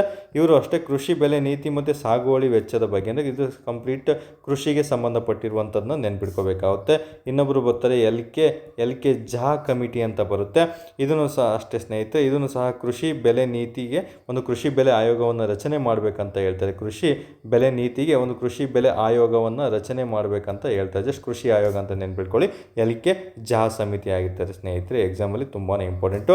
ಇನ್ನೊಬ್ಬರು MS ಸ್ವಾಮಿನಾಥನ್ ಅಲ್ಲದೆ ಇನ್ನೊಬ್ಬರು ಬರ್ತಾರೆ, T ಸ್ವಾಮಿನಾಥನ್. ಕನ್ಫ್ಯೂಷನ್ ಆಗಬಾರ್ದು, T ಸ್ವಾಮಿನಾಥನ್ ಅಂತಲೂ ಒಬ್ಬರು ಬರ್ತಾರೆ. ಈ T ಸ್ವಾಮಿನಾಥನ್ ಅವರು ಕೃಷಿ ಆಡಳಿತಕ್ಕೆ ಸಂಬಂಧಪಟ್ಟಂತೆ ಸುಧಾರಣೆಗಳಿಗೆ ಒಂದು ಶಿಫಾರಸನ್ನು ಸಹ ಮಾಡಿರ್ತಾರೆ ಸ್ನೇಹಿತರೆ. ಅದನ್ನು ಸಹ ಎಕ್ಸಾಮ್ ದೃಷ್ಟಿಯಿಂದ ತುಂಬಾ ಇಂಪಾರ್ಟೆಂಟ್ ಆಗಿರ್ತದೆ. ಇನ್ನೊಬ್ಬರ ಹೆಸರು ರಮೇಶ್ ಅಂತ ಬರ್ತಾರೆ. ಇವೆಲ್ಲ ಹಿಂಗೆ ಕೇಳಲ್ಲ ಮ್ಯಾಕ್ಸಿಮಮ್. ಅಶೋಕ್ ದಳವಾಯಿ ಸಮಿತಿ, MS ಸ್ವಾಮಿನಾಥನ್ ಸಮಿತಿ ಬಗ್ಗೆ ಪ್ರಶ್ನೆಯನ್ನು ಕೇಳ್ತಾ ಬರ್ಬೋದು. ಅದನ್ನು ಬಿಟ್ಟರೆ LK ಜಾ ಇಂಪಾರ್ಟೆಂಟ್ ಆಗಿರ್ತಾರೆ, ಇವ್ರ ಬಗ್ಗೆ ಸಮಿತಿ ಕೇಳ್ತಾ ಬರ್ಬೋದು. ಇವೆಲ್ಲ ಸುಮ್ಮನೆ ನೋಟ್ ಮಾಡಿಟ್ಕೊಂಡು ಅಷ್ಟೇ. ರಮೇಶ್ ಚಂದ್ ಸಮಿತಿ ಆಗಿರ್ತದೆ ಸ್ನೇಹಿತರೆ. ಇದನ್ನು ಅಷ್ಟೇ MSP ಅಂತ ಹೇಳಿದ್ನಲ್ಲ, ಅದನ್ನು ಸುಧಾರಣೆ ಕುರಿತು ಇದನ್ನು ನೀಡ್ತಾ ಬರ್ತದೆ. MSP ಅನ್ನು ಮಿನಿಮಮ್ ಸಪೋರ್ಟ್ ಪ್ರೈಸ್ ಅನ್ನೋದನ್ನ ನೆನಪಲ್ಲಿಟ್ಕೊಂಡಿರಲೇಬೇಕಾಗ್ತದೆ ಸ್ನೇಹಿತರೆ. ಎಕ್ಸಾಮಲ್ಲಿ ತುಂಬ ಬಾರಿ ಕೇಳಿರೋದು ಸ್ವಾಮಿನಾಥನ್ ಸಮಿತಿ, ಅಶೋಕ್ ದಳವಾಯಿ ಸಮಿತಿ, LK ಝಾ ಸಮಿತಿ ಆಗಿರ್ತದೆ. ತುಂಬಾ ಇಂಪಾರ್ಟೆಂಟ್. ಅಶೋಕ್ ದಳವಾಯಿ ಸಮಿತಿ ರೈತರ ಆದಾಯವನ್ನು ದ್ವಿಗುಣಗೊಳಿಸಲು ಈ ಕೆಳಗಿನ ಯಾವ ಸಮಿತಿ ಶಿಫಾರಸು ನೀಡಿತು ಅಂತ ಕೇಳ್ತೇನೆ. ಅಶೋಕ್ ದಳವಾಯಿ ಸಮಿತಿ ನೆನ್ಪಿಟ್ಕೊಳ್ಳಿ. ರೈತರ ಆದಾಯ ಕನಿಷ್ಠ ಬೆಂಬಲ ಸೂತ್ರ ನೀಡಿದ್ದು MS ಸ್ವಾಮಿನಾಥನ್. ಕೃಷಿ ಬೆಲೆ ನೀತಿ ನೀಡಿದ್ದು LK ಝಾ ಅವರಾಗಿರ್ತಾರೆ. ಸೊ ಈ ರೀತಿ ಪ್ರಶ್ನೆಗಳನ್ನು ನಿಮಗೆ ಕೇಳ್ತಾ ಬರ್ತಾರೆ ಸ್ನೇಹಿತರೆ. ಇದನ್ನು ಬಿಟ್ಟು ಇತರೆ ಸಮಿತಿಗಳನ್ನು ಸಹ ನಾವು ಎಕನಾಮಿಕ್ಸಲ್ಲಿ ನೋಡ್ತಾ ಬರ್ತೀವಿ. ಇವರ ಹೆಸರು ನೆನಪಿರುತ್ತೆ ನಿಮಗೆ. ಬಿಮಲ್ ಜಲನ್ ಸಮಿತಿ ಆಗಿರ್ತಾರೆ ಸ್ನೇಹಿತರೆ. 2018ರಲ್ಲಿ ರಚನೆ ಆಗುತ್ತೆ. ಇದು RBIನಲ್ಲಿ ಆರ್ಥಿಕ ಬಂಡವಾಳ ಚೌಕಟ್ಟು, ರಿಸರ್ವ್ ಬ್ಯಾಂಕ್ ಆಫ್ ಇಂಡಿಯಾದಲ್ಲಿ ಆರ್ಥಿಕ ಬಂಡವಾಳದ ಚೌಕಟ್ಟಿಗೆ ಸಂಬಂಧಪಟ್ಟಂತೆ ಒಂದು ಬಿಮಲ್ ಜಲನ್ ಸಮಿತಿ ರಚನೆಯನ್ನು ಮಾಡಿರ್ತಾರೆ ಸ್ನೇಹಿತರೆ, ಬ್ಯಾಂಕಿಂಗಿಗೆ ಸಂಬಂಧಪಟ್ಟಿದ್ದು ನೆನ್ಪಿಟ್ಕೊಳ್ಳಿ. ಇನ್ನು NK ಸಿಂಗ್ ಸಮಿತಿ ಎಲ್ಲರೂ ಸಹ ಗೊತ್ತಿರುತ್ತೆ. NK ಸಿಂಗ್ ಇವರು ಸಹ ಹಣಕಾಸು ಆಯೋಗದ ಒಂದು ಅಧ್ಯಕ್ಷರು ಸಹ ಆಗಿರ್ತಾರೆ. 15ನೇ ಹಣಕಾಸು ಆಯೋಗದ ಅಧ್ಯಕ್ಷರು ಸಹ ಆಗಿರ್ತಾರೆ. ಹಣಕಾಸು ಜವಾಬ್ದಾರಿ ಮತ್ತು ಬಜೆಟ್ ನಿರ್ವಹಣೆ ಬಗ್ಗೆ ಮಾಹಿತಿಯನ್ನು ನೀಡ್ತಾ ಬರ್ತಾರೆ ಸ್ನೇಹಿತರೆ ಇವರು. ಸೊ FRBM ಅಂತ ಕರಿತೀವಿ. ಒಂದು physical responsibility and budget management ಅಂತ ಕರಿತೀವಿ. Physical responsibility and budget management ಎಂದು ಪ್ರಶ್ನೆ ಆಗಿಲ್ಲ, ಫುಲ್ ಫಾರ್ಮು ಕೇಳುವಂಥ ಚಾನ್ಸಸ್ ಇರುತ್ತೆ. ಯಾಕಂದರೆ RBI ಅಂದರೆ ಗೊತ್ತು, CLR ಅಂದರೆ ಗೊತ್ತು, SLR ಅಂದರೆ ಗೊತ್ತು, ಮತ್ತು ಮುದ್ರಾ ಅಂದರೆ ಎಲ್ಲರೂ ಸಹ ಓದಿರ್ತೀರ. LIC ಫುಲ್ ಫಾರ್ಮ್ ಏನು ಅಂತ ಎಲ್ಲ ಸಹ ತಿಳ್ಕೊಂಡಿರ್ತೀರ. GIC ಫುಲ್ ಫಾರ್ಮ್ ತಿಳ್ಕೊಂಡಿರ್ತೀರ. ಮತ್ತು ನಬಾರ್ಡ್ ಅಂದರೆ ಏನು, SEBI ಅಂದರೆ ಏನು, SIDBI ಅಂದರೆ ಏನು ಫುಲ್ ಫಾರ್ಮ್ ತಿಳ್ಕೊಂಡಿರ್ತೀರ. ಬಟ್ ಅವ್ರಿಗೂ ಕೇಳಿ ಬೋರಾಗಿ ಇಂಥ ಪ್ರಶ್ನೆಗಳನ್ನು ಕೇಳಿಬಿಡ್ತಾರೆ ಸ್ನೇಹಿತರೆ. FRBM ಫುಲ್ ಫಾರ್ಮ್ ಏನು ಅಂತ ಫಿಸಿಕಲ್ ರೆಸ್ಪಾನ್ಸಿಬಿಲಿಟಿ ಬಜೆಟ್ ಮ್ಯಾನೇಜ್ಮೆಂಟ್ ಅಂತ ನಾವು ಕರಿತೀವಿ ಇಂಗ್ಲೀಷಲ್ಲೇ. ನೆನ್ಪಿಟ್ಕೋಬೇಕು. NK ಸಿಂಗ್ ಸಮಿತಿ ಹಣಕಾಸು ಜವಾಬ್ದಾರಿ ಮತ್ತು ಬಜೆಟ್ ನಿರ್ವಹಣೆಗೆ ಸಂಬಂಧಪಟ್ಟಂತಹ ಒಂದು ಸಮಿತಿ ಆಗಿರ್ತದೆ ಸ್ನೇಹಿತರೆ. ನೋಡಿ, ನಿಮಗೆ 16 ಹಣಕಾಸು ಆಯೋಗದ ಅಧ್ಯಕ್ಷರನ್ನ ಹೇಳಿದ್ದೆ. 16 ಹಣಕಾಸು ಆಯೋಗದ ಅಧ್ಯಕ್ಷರನ್ನ ಹೆಸರು ಕೊಟ್ಬಿಟ್ಟು ಯಾವ ಸಮಿತಿಗೆ ಸಂಬಂಧಪಟ್ಟಿದೆ ಅಂದರೆ ಹಣಕಾಸಿಗೆ ಸಂಬಂಧಪಟ್ಟಿದ್ದು ಅಥವಾ ತೆರಿಗೆಗೆ ಸಂಬಂಧಪಟ್ಟವರು ಅಂತ ನೀವು ನೆನ್ಪಿಟ್ಕೋಬೇಕು. ಹಣಕಾಸು ತೆರಿಗೆ ಎರಡು ಒಂದೇ ಆಗಿರ್ತದೆ. ಆ ರೀತಿಯೂ ಸಹ ನಿಮಗೆ ಪ್ರಶ್ನೆ ಕೇಳ್ಬೋದು. ಆಮೇಲೆ ಸರ್ ಹೇಳಿಲ್ಲ ಅಂತ ನೀವು ಇದು ಮಾಡಬಾರ್ದು ಸ್ನೇಹಿತರೆ. ಸೊ ಇಲ್ಲಿ ಉಷಾ ತೋರಟ್ ಸಮಿತಿ ಅಂತ ಒಂದು ಬರುತ್ತೆ. ಇಲ್ಲಿ ನಮಗೆ ಕಂಠಪಾಠ ಮಾಡಲೇಬೇಕು. There is no other option for committees. ಯಾಕಂದರೆ ಕಮಿಟೀಸ್ ಅಂತ ಬಂದಾಗ ಅಥವಾ ಕೆಲವೊಂದು ಯುದ್ಧಗಳು ಅಂತ ಇತಿಹಾಸದಲ್ಲಿ ಬಂದಾಗ ಅಥವಾ ಅನುಸೂಚಿ ಭಾಗಗಳು ಅಂತ ನಿಮಗೆ ಸಂವಿಧಾನದಲ್ಲಿ ಬಂದಾಗ, ಎನ್ವೈರನ್ಮೆಂಟಲಿ ನ್ಯಾಷನಲ್ ಪಾರ್ಕ್ ಮತ್ತು ಜೀವ ವೈದ್ಯ ತಾಣಗಳಂತ ಬಂದಾಗ ಕಂಠಪಾಠ ಮಾಡಲೇಬೇಕಲ್ಲ. ಅರ್ಥ ಮಾಡ್ಕೊಳೋದ್ರಲ್ಲಿ ಏನು ಯೂಸ್ ಇಲ್ಲ ಸ್ನೇಹಿತರೆ. ಕಂಠಪಾಠ ಮಾಡಿದ್ರೇ ನಿಮಗೆ ಅಂಕಗಳು ಸಿಗ್ತಾ ಬರೋದು. ನೆಕ್ಸ್ಟ್ ಬರೋದು ನಮಗೆ ಉಷಾ ತೋರಟ್ ಸಮಿತಿ. ಕಾಂಪಿಟೇಟಿವ್ ಫೀಲ್ಡಲ್ಲಿ ಅರ್ಥ ಮಾಡ್ಕೊಳೋದು ಬೇಕಿದ್ರೆ ಜಸ್ಟ್ 40%, ಇನ್ನು 60% ನೀವು ಕಂಠಪಾಠ ಮಾಡೋಂಥ ಸ್ಕಿಲ್ ಇದ್ದರೆ ಮಾತ್ರ ಈ ಫೀಲ್ಡ್ ಇಳ್ಕೊಳ್ಳಿ. ಯಾಕಂದ್ರೆ ನಿಮಗೆ ನೆನಪೇ ಉಳಿತಿಲ್ಲ, ಏನು ನೆನಪೇ ಬರ್ತಿಲ್ಲ ಅನ್ನೋದಾದರೆ ಈ ಫೀಲ್ಡಿಂದ ಎಕ್ಸಿಟ್ ಆಗಿ ನಿಮ್ಮ ಪ್ಲಾನ್ B ಏನಿದೆ ಅದನ್ನು ನೋಡ್ಕೊಳ್ಳಿ ಸ್ನೇಹಿತರೆ. ನೆನಪು ಬರುತ್ತೆ. ನೀವು ಎಂಥ ದಡ್ಡ ಆಗಿದ್ರು ಸಹ ಅಷ್ಟೇ ನಿಮಗೆ ಒಳ್ಳೆ ನೆನಪು ಬರ್ತದೆ ಸ್ನೇಹಿತರೆ. ನಮಗೂ ಸಹ ಅಷ್ಟೇ ಮುಂಚೆ ನೆನಪು ಉಳಿತಿರಲಿಲ್ಲ. ಸಬ್ಜೆಕ್ಟನ್ನು ಗ್ರಿಪ್ ಇಟ್ಕೋಬೇಕಂದ್ರೆ ಓದಬೇಕು. ಒಂದು 8ರಿಂದ 10 ಬಾರಿ ಸಬ್ಜೆಕ್ಟನ್ನು ಓದಿದಾಗ ನಿಮ್ಗೆ ಸ್ವಲ್ಪ ಒಂದು 60% ಬಂದಂಗೆ ರೂಟಿಗೆ, 11ರಿಂದ 14 ಸಾರಿ ಬಾರಿ ಓದಿದಾಗ 80% ರೂಟಿಗೆ ಬಂದಂಗೆ, 15+ ಎಲ್ಲ ಓದಿದಾಗ ನೀವು ಟ್ಯಾಲೆಂಟ್ ಇತ್ತು ಅಂದರೆ ಆಲ್ಮೋಸ್ಟ್ ಎಲ್ಲ ಕಲಿತಾರೆ. ಕೆಲವರು ಜಸ್ಟ್ 3-4 ಟೈಮ್ಸ್ ಓದಿನೂ ಸಹ ನೆನ್ಪಿಟ್ಕೊಳ್ಳೋಂಥ ಅಭ್ಯರ್ಥಿಗಳು ಇರ್ತಾರೆ. ಬಟ್ ಕಾಮನಾಗಿ ನಾನು ನಿಮಗೆ ತಿಳಿಸ್ಕೊಟ್ಟಿದ್ದು ಸ್ನೇಹಿತರೆ, ಓದಬೇಕು. ಸಬ್ಜೆಕ್ಟನ್ನು ಎಷ್ಟು ಬಾರಿ ಓದ್ತೀರೋ ಅಷ್ಟು ನೆನಪುಳಿಯುತ್ತೆ. ನೀವು 1, 2, 3 ಬಾರಿ ಓದ್ಬಿಟ್ಟು ಎಕ್ಸ್ಪೆಕ್ಟೇಷನ್ ಇಟ್ಕೊಂಡ್ರೆ ಆಗೋದಿಲ್ಲ ಸ್ನೇಹಿತರೆ. ನೀವು ಎಫರ್ಟ್ಸ್ ಆಗ್ತಾನೆ ಇರಬೇಕು. ನಿಮ್ಮ ಎಫರ್ಟ್ಸ್ ತಕ್ಕಂಗೆ ರಿಸಲ್ಟ್ ಸಿಗ್ತಾ ಇರುತ್ತೆ. ಇಲ್ಲಿ ಉಷಾ ತೋರಟ್ ಸಮಿತಿ ಇದು ನಗರ ಸಹಕಾರಿ ಬ್ಯಾಂಕುಗಳು. ಓಕೆ, ನಮಗೆ ನಗರ ಸಹಕಾರಿ cooperative bank, cities cooperative banks ರಿಫಾರ್ಮ್ಸಿಗೆ ಸಂಬಂಧಪಟ್ಟಿರುವಂಥದ್ದು ನೆನ್ಪಿಟ್ಕೊಳ್ಳಿ. ಉಷಾ ತೋರಟ್ ತುಂಬಾ ಇಂಪಾರ್ಟೆಂಟು ಪ್ರಶ್ನೆ ಆಗಿದೆ. ಸೊ ನೆಕ್ಸ್ಟ್ ಬರೋದು ವೈಚೆ ಮಾಲೆಗಮ್ ಸಮಿತಿ ಅಂತ ಒಂದು ಬರುತ್ತೆ. YH ಮಾಲೆಗಮ್ ಸಮಿತಿ ಅಂತ. ಇದು ಕಿರು ಬಂಡವಾಳ ಸಂಸ್ಥೆಗಳ ಒಂದು ನಿಯಂತ್ರಣ ಸಂಸ್ಥೆ ಆಗಿರ್ತದೆ ಸ್ನೇಹಿತರೆ. ಒಂದು ಮೈಕ್ರೋ ಇನ್ವೆಸ್ಟ್ಮೆಂಟ್ ಅಂತ ಹೆಂಗೆ ಕರಿತೀವಿ, ಕಿರು ಬಂಡವಾಳ ಸಂಸ್ಥೆಗಳ ಒಂದು ನಿಯಂತ್ರಣ ಸಂಸ್ಥೆ YH ಮಾಲೆಗಮ್ ಸಮಿತಿ ಆಗಿರ್ತದೆ. ನೆನ್ಪಿಟ್ಕೊಳ್ಳಿ. M ಅಂದರೆ ಮೈಕ್ರೋ, ಕಿರು ಅಂತ ನೆನ್ಪಿಟ್ಕೋಬೇಕು. ಅವಾಗ ಕಿರು ಬಂಡವಾಳ ಸಂಸ್ಥೆ ಅಂತ ನಿಮಗೆ ಈಸಿಯಾಗಿ ನೆನ್ಪು ಬರ್ತದೆ ಸ್ನೇಹಿತರೆ. ಅದನ್ನು ಸಹ ಎಕ್ಸಾಮ್ ದೃಷ್ಟಿಯಿಂದ ತುಂಬಾ ಇಂಪಾರ್ಟೆಂಟ್ ಆಗುತ್ತೆ. ಮತ್ತು ಇಲ್ಲಿ ನಗರ ಅಂತ ಬರುತ್ತೆ. ನಗರದಲ್ಲಿ ಹುಷಾರಾಗಿರು ಅಂತ ಹೇಳ್ಬಿಟ್ಟು ಹೇಳ್ತಾ ಸ್ನೇಹಿತರೆ. ಈಗ ಉಷಾ ಎಂಬ ಹುಡುಗಿನ ನಗರಕ್ಕೆ ಕಳಿಸ್ಬಿಟ್ಟು, ಯಾವುದಾದ್ರು ಹೆಣ್ಮಕ್ಳಿಗೆ ಒಂದು ಸೇಫ್ಟಿ ಬೇಕಂದ್ರೆ ಸಿಟಿಲಿ ಸೇಫ್ಟಿಯಾಗಿರಿ ಅಂತ ಹೇಳಿ ಕಳಿಸಲ್ಲ, ನಗರದಲ್ಲಿ ಹುಷಾರಾಗಿರಪ್ಪ ಅಂತ ಹೇಳ್ತಾರೆ. ಸೊ ಉಷಾ ನಗರ ಸಹಕಾರಿ ಸಂಘಗಳಿಗೆ ಸಂಬಂಧಪಟ್ಟಿದೆ ಅಂತ ಟ್ರಿಕ್ಕಿಯಾಗಿ ನೆನ್ಪಿಟ್ಕೋಬೇಕು. ಎಲ್ಲಿ ನಿಮಗೆ ಕನ್ಫ್ಯೂಷನ್ ಆಗುತ್ತೆ ಅಲ್ಲಿ ಟ್ರಿಕ್ಕಿಯಾಗಿ ನೆನ್ಪಿಟ್ಕೊಳ್ಳೋಂಥ ಒಂದು ಐಡಿಯಾವನ್ನು ನೀವು ಮಾಡ್ಕೋಬೇಕು ಸ್ನೇಹಿತರೆ. ಹಂಗಿದ್ರೆ ಮಾತ್ರ ನಿಮಗೆ ನೆನ್ಪುಳಿಯೋದಕ್ಕೆ ಸಾಧ್ಯ ಆಗ್ತದೆ ಸ್ನೇಹಿತರೆ. ಸೊ ಇನ್ನು ನೆಕ್ಸ್ಟ್ ಬರೋದು, ಇವೆಲ್ಲರೂ ಸಹ ಓದಿರ್ತೀರ ನೀವು. ಇವೆರಡು ತುಂಬ ಸಿಂಪಲ್ ಆಗಿರೋದು. ಮುಂದೆ ಹೇಳ್ತೀನಿ. ನಬಾರ್ಡ್, SEBI ನಿಮಗೆ ಒಂದು ಗ್ರಾಮೀಣಕ್ಕೆ ಸಂಬಂಧಪಟ್ಟಂತೆ RBI ಮತ್ತು ರಿಸರ್ವ್ ಬ್ಯಾಂಕ್ ಆಫ್ ಇಂಡಿಯಾ ಮತ್ತು ಬ್ಯಾಂಕಿಂಗ್ ಸಿಸ್ಟಮ್ ಬಂದಾಗ ಇವ್ರ ಬಗ್ಗೆ ಹೇಳ್ತೀನಿ. ಬಟ್ ಎರಡು ಸಮಿತಿ ಇರೋದ್ರಿಂದ ನೆನ್ಪಿಟ್ಕೊಳ್ಳಿ. ನಬಾರ್ಡಿಗೆ ಸಂಬಂಧಪಟ್ಟಂತೆ ಶಿವರಾಮ್ ಸಮಿತಿ ನಬಾರ್ಡಿಗೆ ಸಂಬಂಧಪಟ್ಟಂತೆ ಶಿಫಾರಸನ್ನು ಮಾಡ್ತಾ ಬರ್ತದೆ ಸ್ನೇಹಿತರೆ 1987ರಲ್ಲಿ. ಇನ್ನು SEBI ನರಸಿಂಹನ್ ಸಮಿತಿ 1987 ಎಂಬತ್ತೆಂಟರಲ್ಲಿ ಜಾರಿಗೆ ಬರುತ್ತೆ. ಬಟ್ ಸೇಬಿನ 1997ರಲ್ಲಿ ಸ್ಟ್ಯಾಟ್ಯುಟರಿ ಬಾಡಿ, ಶಾಸನಬದ್ಧ ಸಂಸ್ಥೆ ಅಂತ ಸೇಬಿನ ಯಾವಾಗ ಮಾಡಲಾಯಿತು? ಎಕ್ಸಾಂಪಲ್ ಕೇಳ್ತಾನೆ. ಸೇಬಿ ಸ್ಥಾಪನೆ ಆದಂಥ ವರ್ಷ 1988, ಬಟ್ ಶಾಸನಬದ್ಧ ಸಂಸ್ಥೆ ಆಗಿದ್ದು 1992. ನಬಾರ್ಡ್ ಸಮಿತಿ ಬಂದಿದ್ದು ನಮಗೆ ಇದು 1987ರಲ್ಲಿ ಜಾರಿಗೆ ಬಂತು ಸ್ನೇಹಿತರೆ. ಎಕ್ಸಾಂಪಲ್ ಕೇಳ್ತಾನೆ ನಿಮಗೆ ಒಂದು ಎಕ್ಸಿಮ್ ಯಾವಾಗ ಜಾರಿಗೆ ಬಂತು, ನಬಾರ್ಡ್ ಯಾವಾಗ ಜಾರಿಗೆ ಬಂತು, ಸೇಬಿ ಯಾವಾಗ ಜಾರಿಗೆ ಬಂತು, ಸಿಡ್ಬಿ ಯಾವಾಗ ಜಾರಿಗೆ ಬಂತು, ಸಿಡ್ಬಿ ಆಗಿರ್ಬೋದು, ಮತ್ತು ನಿಮಗೆ NHB ಬ್ಯಾಂಕ್ ಯಾವಾಗ ಜಾರಿಗೆ ಬಂತು, ಮತ್ತು LPG ಸಿಸ್ಟಮ್ ಆಗಿರ್ಬೋದು. ಇವೆಲ್ಲ ನೀವು ಕಾಲಾನುಕ್ರಮವಾಗಿ ನೆನಪಿಟ್ಕೋಬೇಕು. ಎಕ್ಸಾಮಲ್ಲಿ ಈ ಕೆಳಗಿನ ಬ್ಯಾಂಕುಗಳನ್ನು ಕಾಲಾನುಕ್ರಮವಾಗಿ ಬರೀರಿ ಅಂತ ಪ್ರಶ್ನೆಗಳನ್ನು ಕೇಳ್ತಾ ಬರ್ತಾನೆ ಸ್ನೇಹಿತರೆ. ಅವುಗಳು ಫುಲ್ ಫಾರ್ಮ್ ಇಂಪಾರ್ಟೆಂಟು, ಅವು ಎಷ್ಟರಲ್ಲಿ ಸ್ಥಾಪನೆ ಬಂತು, ಯಾವ ಸಮಿತಿ ಶಿಫಾರಸು ಮಾಡ್ತು, ಕಾಲಾನುಕ್ರಮವಾಗಿ ಬರೀರಿ ಅಂತಲೂ ಸಹ ನೀವು ನೆನಪಿಟ್ಕೊಂಡಿರಬೇಕು. ಎಕನಾಮಿಕ್ಸಲ್ಲಿ ಮೋಸ್ಟ್ ಇಂಪಾರ್ಟೆಂಟ್ ಟಾಪಿಕ್ಕು, ಮುಂದಿನ ದಿನಗಳಲ್ಲಿ ಹೇಳ್ತಾ ಬರ್ತೀನಿ. ಸದ್ಯಕ್ಕೆ ಇಲ್ಲಿ ಸಮಿತಿಗಳು ಅಂತ ಬಂದಾಗ ಶಿವರಾಮನ್ ಸಮಿತಿ ನಬಾರ್ಡ್ ಆಗಿರುತ್ತೆ, ನರಸಿಂಹನ್ ಸಮಿತಿ ಸೇಬಿ ಆಗಿರ್ತಾರೆ ಸ್ನೇಹಿತರೆ. ಎಕ್ಸಾಮ್ ದೃಷ್ಟಿಯಿಂದ ಮೋಸ್ಟ್ ಇಂಪಾರ್ಟೆಂಟು. ನಾನೀಗ ಎಕ್ಸಾಮಲ್ಲಿ ಕನ್ಫ್ಯೂಷನ್ ಆಗ್ತಿಲ್ಲ, ನಾನು ಜಸ್ಟ್ ಸೇನಾ ಅಂತ ನೆನ್ಪಿಟ್ಕೊತಿದ್ದೆ, ಇನ್ನೊಂದು ಶೀನಾ ಅಂತ ನೆನ್ಪಿಟ್ಕೊತಿದ್ದೆ. ಈ ಸೇನಾ ಅಂದರೆ ಫಸ್ಟ್ ಸೇಬಿ ಬರುತ್ತೆ, ನರಸಿಂಹನ್ ಸಮಿತಿ ಅಂತ ನೆನ್ಪಿಟ್ಕೊಂಡ್ಬಿಡ್ತಿದ್ದೆ. ನೆಕ್ಸ್ಟ್ ಶೀನಾ ಅಂದರೆ ಇಲ್ಲಿ ನಬಾರ್ಡ್ ಬರುತ್ತೆ ನೋಡಿ, ನಬಾರ್ಡು, ಇಲ್ಲಿ ಶಿವರಾಮನ್ ಸಮಿತಿ ಅಂತ ನೆನ್ಪಿಟ್ಕೊಂಡ್ಬಿಡ್ತಿದ್ದೆ ಸ್ನೇಹಿತರೆ. ಎಕ್ಸಾಮಲ್ಲಿ ಕನ್ಫ್ಯೂಷನ್ ಆಗಲ್ಲ, ಜಸ್ಟ್ ಈ ರೀತಿಯೇ ಬರ್ಕೋಬೇಕು ನೀವು. ಸೇನಾ ಅಂದರೆ ಸೇಬಿ ನಬಾರ್ಡ್ ಆಗಿರ್ತದೆ. ಇನ್ನೊಂದು ಶೀನಾ ಅಂತ ಬಂದಾಗ ಒಂದು ಶಿವರಾಮನ್ ಸಮಿತಿ, ಅದು ನಮಗೆ ಓಕೆ. ನರಸಿಂಹನ್ ಸಮಿತಿ ಜಸ್ಟ್ ಸಿಂಪಲ್ಲು, ಸೇಬಿ ನರಸಿಂಹನ್ ಸಮಿತಿ, ಶೀನಾ ಅಂದರೆ ಬಂದ ಶಿವರಾಮನ್ ಸಮಿತಿ ನಬಾರ್ಡಿಗೆ ಸಂಬಂಧಪಟ್ಟಿದ್ದು ಅಂತ ನೆನ್ಪಿಟ್ಕೊಳ್ಳಿ. ಇವು ಮೋಸ್ಟ್ ಇಂಪಾರ್ಟೆಂಟ್ ಆಗಿರ್ತವೆ ಸ್ನೇಹಿತರೆ. ಸೊ ಇಷ್ಟನ್ನು ಸಹ ನಮಗೆ ಈ ಒಂದು ಪರೀಕ್ಷಾ ದೃಷ್ಟಿಯಿಂದ ಮೋಸ್ಟ್ ಇಂಪಾರ್ಟೆಂಟ್ ಕಮಿಟೀಸನ್ನ ಹೇಳಿದ್ದೀನಿ. ಇದಕ್ಕೂ ಮೀರಿ ಎಕ್ಸ್ಟ್ರಾ ವರ್ಕ್ ನೀವೇನು ಮಾಡಬೇಕು ಗೊತ್ತಾ? ಎಕ್ಸ್ಟ್ರಾ ವರ್ಕ್ ನಥಿಂಗ್ ಬಟ್ ಇತ್ತೀಚೆಗೆ ಯಾವುದಾದ್ರೂ ಒಂದು ಎಕನಾಮಿಕ್ಸ್ ರಿಲೇಟೆಡ್ ಸಂಬಂಧಪಟ್ಟಂತೆ ಸಮಿತಿಗಳು ಸುದ್ದಿಯಲ್ಲಿರ್ತವೆ, ಅಂಥ ಸಮಿತಿಗಳನ್ನು ನೀವು ಓದ್ಕೋಬೇಕು. ನಾನು ನಿಮಗೆ ಕರೆಂಟ್ ಅಫೇರ್ಸ್ ಓದ್ಕೋಬೇಕಾದ್ರೆ ನಿಮಗೆಲ್ಲ ಪುಸ್ತಕಗಳನ್ನು ತೊಗೊಂಡಿದ್ದೀನಿ. ಕರೆಂಟ್ ಅಫೇರ್ಸ್ ಯಾವ ರೀತಿ ಓದ್ಕೋಬೇಕು ಮತ್ತು ಯಾವೆಲ್ಲ ಟಾಪಿಕ್ ಓದಬೇಕಂತನೂ ಆದಷ್ಟು ಬೇಗ ತಿಳಿಸ್ಕೊಡ್ತಾ ಬರ್ತೀನಿ, ಯಾವ ರೀತಿ ಓದ್ಕೋಬೇಕಂತನೂ. ಸೊ ಓದ್ತಾ ಇದ್ದೀನಿ. ಯಾವೆಲ್ಲ ಕಮಿಟಿಗಳು ಇಂಪಾರ್ಟೆಂಟ್ ನ್ಯೂಸಲ್ಲಿ ಇತ್ತಂದರೆ ನಮ್ಮ ಒಂದು ಟೆಲಿಗ್ರಾಮ್ ಲಿಂಕಲ್ಲಿ ನಾನು ನಿಮಗೆ ಶೇರ್ ಮಾಡ್ತಾ ಬರ್ತೀನಿ PDF ಮೂಲಕ, ಅದನ್ನು ಓದ್ಕೊಳ್ತಾ ಬರಬೇಕು ಸ್ನೇಹಿತರೆ. ಸೊ ವಿಡಿಯೋ ಇಷ್ಟ ಆಗಿದ್ದಲ್ಲಿ ದಯವಿಟ್ಟು ಕಮೆಂಟ್ ಮಾಡೋದನ್ನು ಯಾವುದೇ ಕಾರಣಕ್ಕೂ ಮರಿಬೇಡಿ. ನಿಮ್ಮ ಕಮೆಂಟು ನಮ್ಮ ಮುಂದಿನ ವೀಡಿಯೋಗಳಿಗೆ ಒಂದು ಸ್ಫೂರ್ತಿ ಆಗಿರ್ತವೆ ಸ್ನೇಹಿತರೆ. ಏನೇ ಫೀಡ್ಬ್ಯಾಕ್ ಇದ್ದರೂ, ಏನೇ ಎನ್ಕ್ವೈರಿ ಇದ್ದರೂ ಈ ನಂಬರ್ಗೆ ನೀವು ಮೆಸೇಜ್ ಮಾಡ್ತಾ ಬರೋದು. ಈಗ ಆಲ್ರೆಡಿ ಒಂದು weekly test, subject wise weekly ಟೆಸ್ಟ್ಗಳನ್ನು ನಾನು ಟೆಲಿಗ್ರಾಮ್ ಚಾನಲಲ್ಲಿ ಅಪ್ಲೋಡ್ ಮಾಡ್ತಾಯಿದ್ದೀನಿ. ಅವನ್ನೆಲ್ಲ ಪ್ರಿಂಟ್ಔಟ್ ತೊಗೊಂಡು ಅಟೆಂಡ್ ಮಾಡಿ ನಿಮ್ಮ ಸ್ನೇಹಿತರಿಗೂ ಶೇರ್ ಮಾಡಿ ಸ್ನೇಹಿತರೆ. ಯಾರೆಲ್ಲ ನಮ್ಮ ಟೆಲಿಗ್ರಾಮ್ ಚಾನಲ್ಗೆ ಜಾಯ್ನ್ ಆಗಿಲ್ಲ, ಕಮೆಂಟ್ ಬಾಕ್ಸಲ್ಲಿ ಲಿಂಕನ್ನು ಕೊಟ್ಟಿರ್ತೀನಿ, ಆ ಲಿಂಕ್ ಮೂಲಕ ನೀವು ಜಾಯ್ನ್ ಆಗ್ತಾ ಬರೋದು. ಅಥವಾ ವಾಟ್ಸಪ್ಪಲ್ಲಿ ಲಿಂಕ್ ಕಳಿಸಿ ಅಂತ ಈ ನಂಬರಿಗೆ ಮೆಸೇಜ್ ಹಾಕಿದರೆ ನಾನು ನಿಮಗೆ ಖಂಡಿತ ತಿಳಿಸ್ಕೊಡ್ತಾ ಬರ್ತೀನಿ ಸ್ನೇಹಿತರೆ. ಯಾರೆಲ್ಲ ಸೀರಿಯಸ್ ಆಗಿ ಓದ್ತಾ ಇದ್ದೀರಾ ಎಲ್ಲರೂ ಸಹ ನೋಟಿಫಿಕೇಷನ್ ಆಗೇ ಮುಂದಿನ ತಿಂಗಳು ಏಪ್ರಿಲಲ್ಲಿ. ಆದಷ್ಟು ಚೆನ್ನಾಗಿ ಓದ್ಕೊಳ್ತಾ ಬನ್ನಿ ಸ್ನೇಹಿತರೆ. ಯಾವುದೇ ಕಾರಣಕ್ಕೂ ಏನಕ್ಕೂ ತಲೆ ಕೆಡಿಸ್ಕೋಬೇಡಿ. ನೋಟಿಫಿಕೇಷನ್ ಆಗೋದಂತೂ ಸತ್ಯ, ನೀವು ಓದಿರಲೇಬೇಕು. ನೋಟಿಫಿಕೇಷನ್ ಆದಾಗ ಇನ್ನೂ 2 ತಿಂಗಳು ಸಿಕ್ಕಿದ್ರೆ ಚೆನ್ನಾಗಿದೆ ಅನ್ನೋದಕ್ಕಿಂತ ನೋಟಿಫಿಕೇಷನ್ಗಿಂತ 2 ತಿಂಗಳು ಮುಂಚೆನೇ ಚೆನ್ನಾಗಿ ಓದೋಂಥ ಮೈಂಡ್ಸೆಟ್ ಯಾರಿಗಿರುತ್ತೆ ಅವರೆಲ್ಲ ಖಂಡಿತ 100% ಸಕ್ಸಸ್ ಆಗೇ ಆಗ್ತಾರೆ ಸ್ನೇಹಿತರೆ. ಓದ್ತಾನೆ ಇರ್ತಾರೆ, ನೆಗ್ಲೆಕ್ಟ್ ಮಾಡ್ತಾ ಇರ್ತಾರೆ. ಪದೇ ಹೋಗೋದು ಬರೋದು ಮಾಡೋದು ಅದನ್ನೇ ಮಾಡ್ತಾ ಇರ್ತಾರೆ. ಕ್ಯಾರೆಕ್ಟರ್ಗಳನ್ನು ಚೇಂಜ್ ಮಾಡೋಕ್ಕಾಗಲ್ಲ. ರಿಸಲ್ಟ್ ಯಾರಿಗೆ ಬೇಕು, ಎಂತೆಂಥ UPSC ಪರೀಕ್ಷೆಗಳನ್ನು ಎಷ್ಟು ಸ್ಟ್ರಗಲ್ ಮಾಡಿ ಅವರು ಎಕ್ಸಾಮನ್ನು ಪಾಸ್ ಮಾಡ್ತಾ ಇರ್ತಾರೆ 5-6 ವರ್ಷ. ನೀವು ಜಸ್ಟ್ ಒಂದು PC ಅಥವಾ PSC ಅಥವಾ ವಿಲೇಜ್ ಅಕೌಂಟೆಂಟಿಗೆ ಓದ್ತಾ ಇದ್ದೀರಾ ಅಂದರೆ ಅದರದ್ದೇ ಆದಂತಹ ಎಫರ್ಟ್ಸ್ಗಳು ಬೇಕಾಗುತ್ತೆ. ಆ ಎಫರ್ಟ್ಸ್ಗಳನ್ನು ಕ್ಲಿಯರ್ ಮಾಡಿದ್ದಲ್ಲಿ ಮಾತ್ರ ನೀವು 100% ಸಕ್ಸಸ್ ಆಗಿ ಆಗ್ತೀರಾ ಸ್ನೇಹಿತರೆ. ಅದಕ್ಕೆ 1% ಆ ಎಫರ್ಟ್ಸ್ ಕಡಿಮೆ ಆಯ್ತಂದ್ರೂ ಸಹ ನೀವು ಸಕ್ಸಸ್ ಆಗಲ್ಲ. ಸೊ ನೋಟಿಫಿಕೇಷನ್ ಯಾವಾಗಲೇ ಆಗಲಿ ಮತ್ತು ಯಾವುದೇ ಇಲಾಖೆ ಪರೀಕ್ಷೆ ನಡಲಿ, PC ಎಕ್ಸಾಮ್ ಯಾಕೆ ವರಿ ಮಾಡ್ಕೊತೀರಾ? ನೀವು ಓದುವಂಥ ಸಬ್ಜೆಕ್ಟನ್ನು ಓದಿದರೆ ನಿಮಗೆ ಖಂಡಿತ ಯಾವುದೇ ಕಾರಣಕ್ಕೂ ಭಯ ಆಗೋದಿಲ್ಲ. ಆ ಥರ ಪುಸ್ತಕಗಳನ್ನು, ಹೈಸ್ಕೂಲ್ ಪುಸ್ತಕಗಳನ್ನು, ಓಲ್ಡ್ ಕ್ವಶನ್ ಪೇಪರನ್ನು ಬಿಡಿಸಿ ಕರೆಂಟ್ ಅಫೇರ್ಸ್ ಮೆಂಟಾಲಿಟಿ ಸ್ಟ್ರಾಂಗ್ ಆಗಿಬಿಟ್ರೆ ನಿಮಗೇನು ಪಾಸ್ ಆಗೋದಕ್ಕೆ ಆ ಪೇಪರ್ ಇರ್ತಕ್ಕಂಥ ಎಷ್ಟು ಸ್ಕೋರ್ ಬೇಕೋ ಅಷ್ಟು ಸ್ಕೋರ್ಗಳನ್ನು ನಿಮ್ಮ ಒಂದು ಎನರ್ಜಿ, ಪಾಸಿಟಿವ್ ಎನರ್ಜಿ, ಪ್ರತಿದಿನ ಓದ್ತಿರ್ತೀರಲ್ಲ ಒಂದು ಮೋಟಿವೇಶನ್, ಆ ಎನರ್ಜಿನ ನಿಮಗೆ ಅಂಕಗಳನ್ನು ಕೊಡ್ತಾ ಬಂದೇ ಬರ್ತದೆ ಸ್ನೇಹಿತರೆ. ಇಷ್ಟು ಹೇಳ್ತಾ ಈ ಒಂದು ಕ್ಲಾಸಸ್ಸನ್ನು ಮುಗಿಸ್ತಾ ಇದ್ದೀನಿ. ಎಲ್ರಿಗೂ ಸಹ ಚೆನ್ನಾಗಿ ಓದ್ಕೊಳ್ಳಿ, ಕಮೆಂಟ್ ಮಾಡೋದನ್ನು ಮರಿಬೇಡಿ. ಇತರರಿಗೆ ವೀಡಿಯೋಗಳನ್ನು ಇಷ್ಟ ಆಗಿದ್ದರೆ ಶೇರ್ ಮಾಡಿ. ಇಷ್ಟ ಆಯಿತು, ಇದರಿಂದ ಯೂಸ್ ಆಗುತ್ತೆ, ನಮ್ಮ ಸ್ನೇಹಿತನಿಗೆ ಯೂಸ್ ಆಗುತ್ತೆ ಅನ್ನೋದು ಶೇರ್ ಮಾಡ್ಕೊಳ್ಳಿ. ಯಾವುದೇ ಥರ ಹೈಡ್ ಆ್ಯಂಡ್ ಸಿಕ್ಕನ್ನು ನಾವು ಆಟ ಆಡಬಾರ್ದು ಸ್ನೇಹಿತರೆ.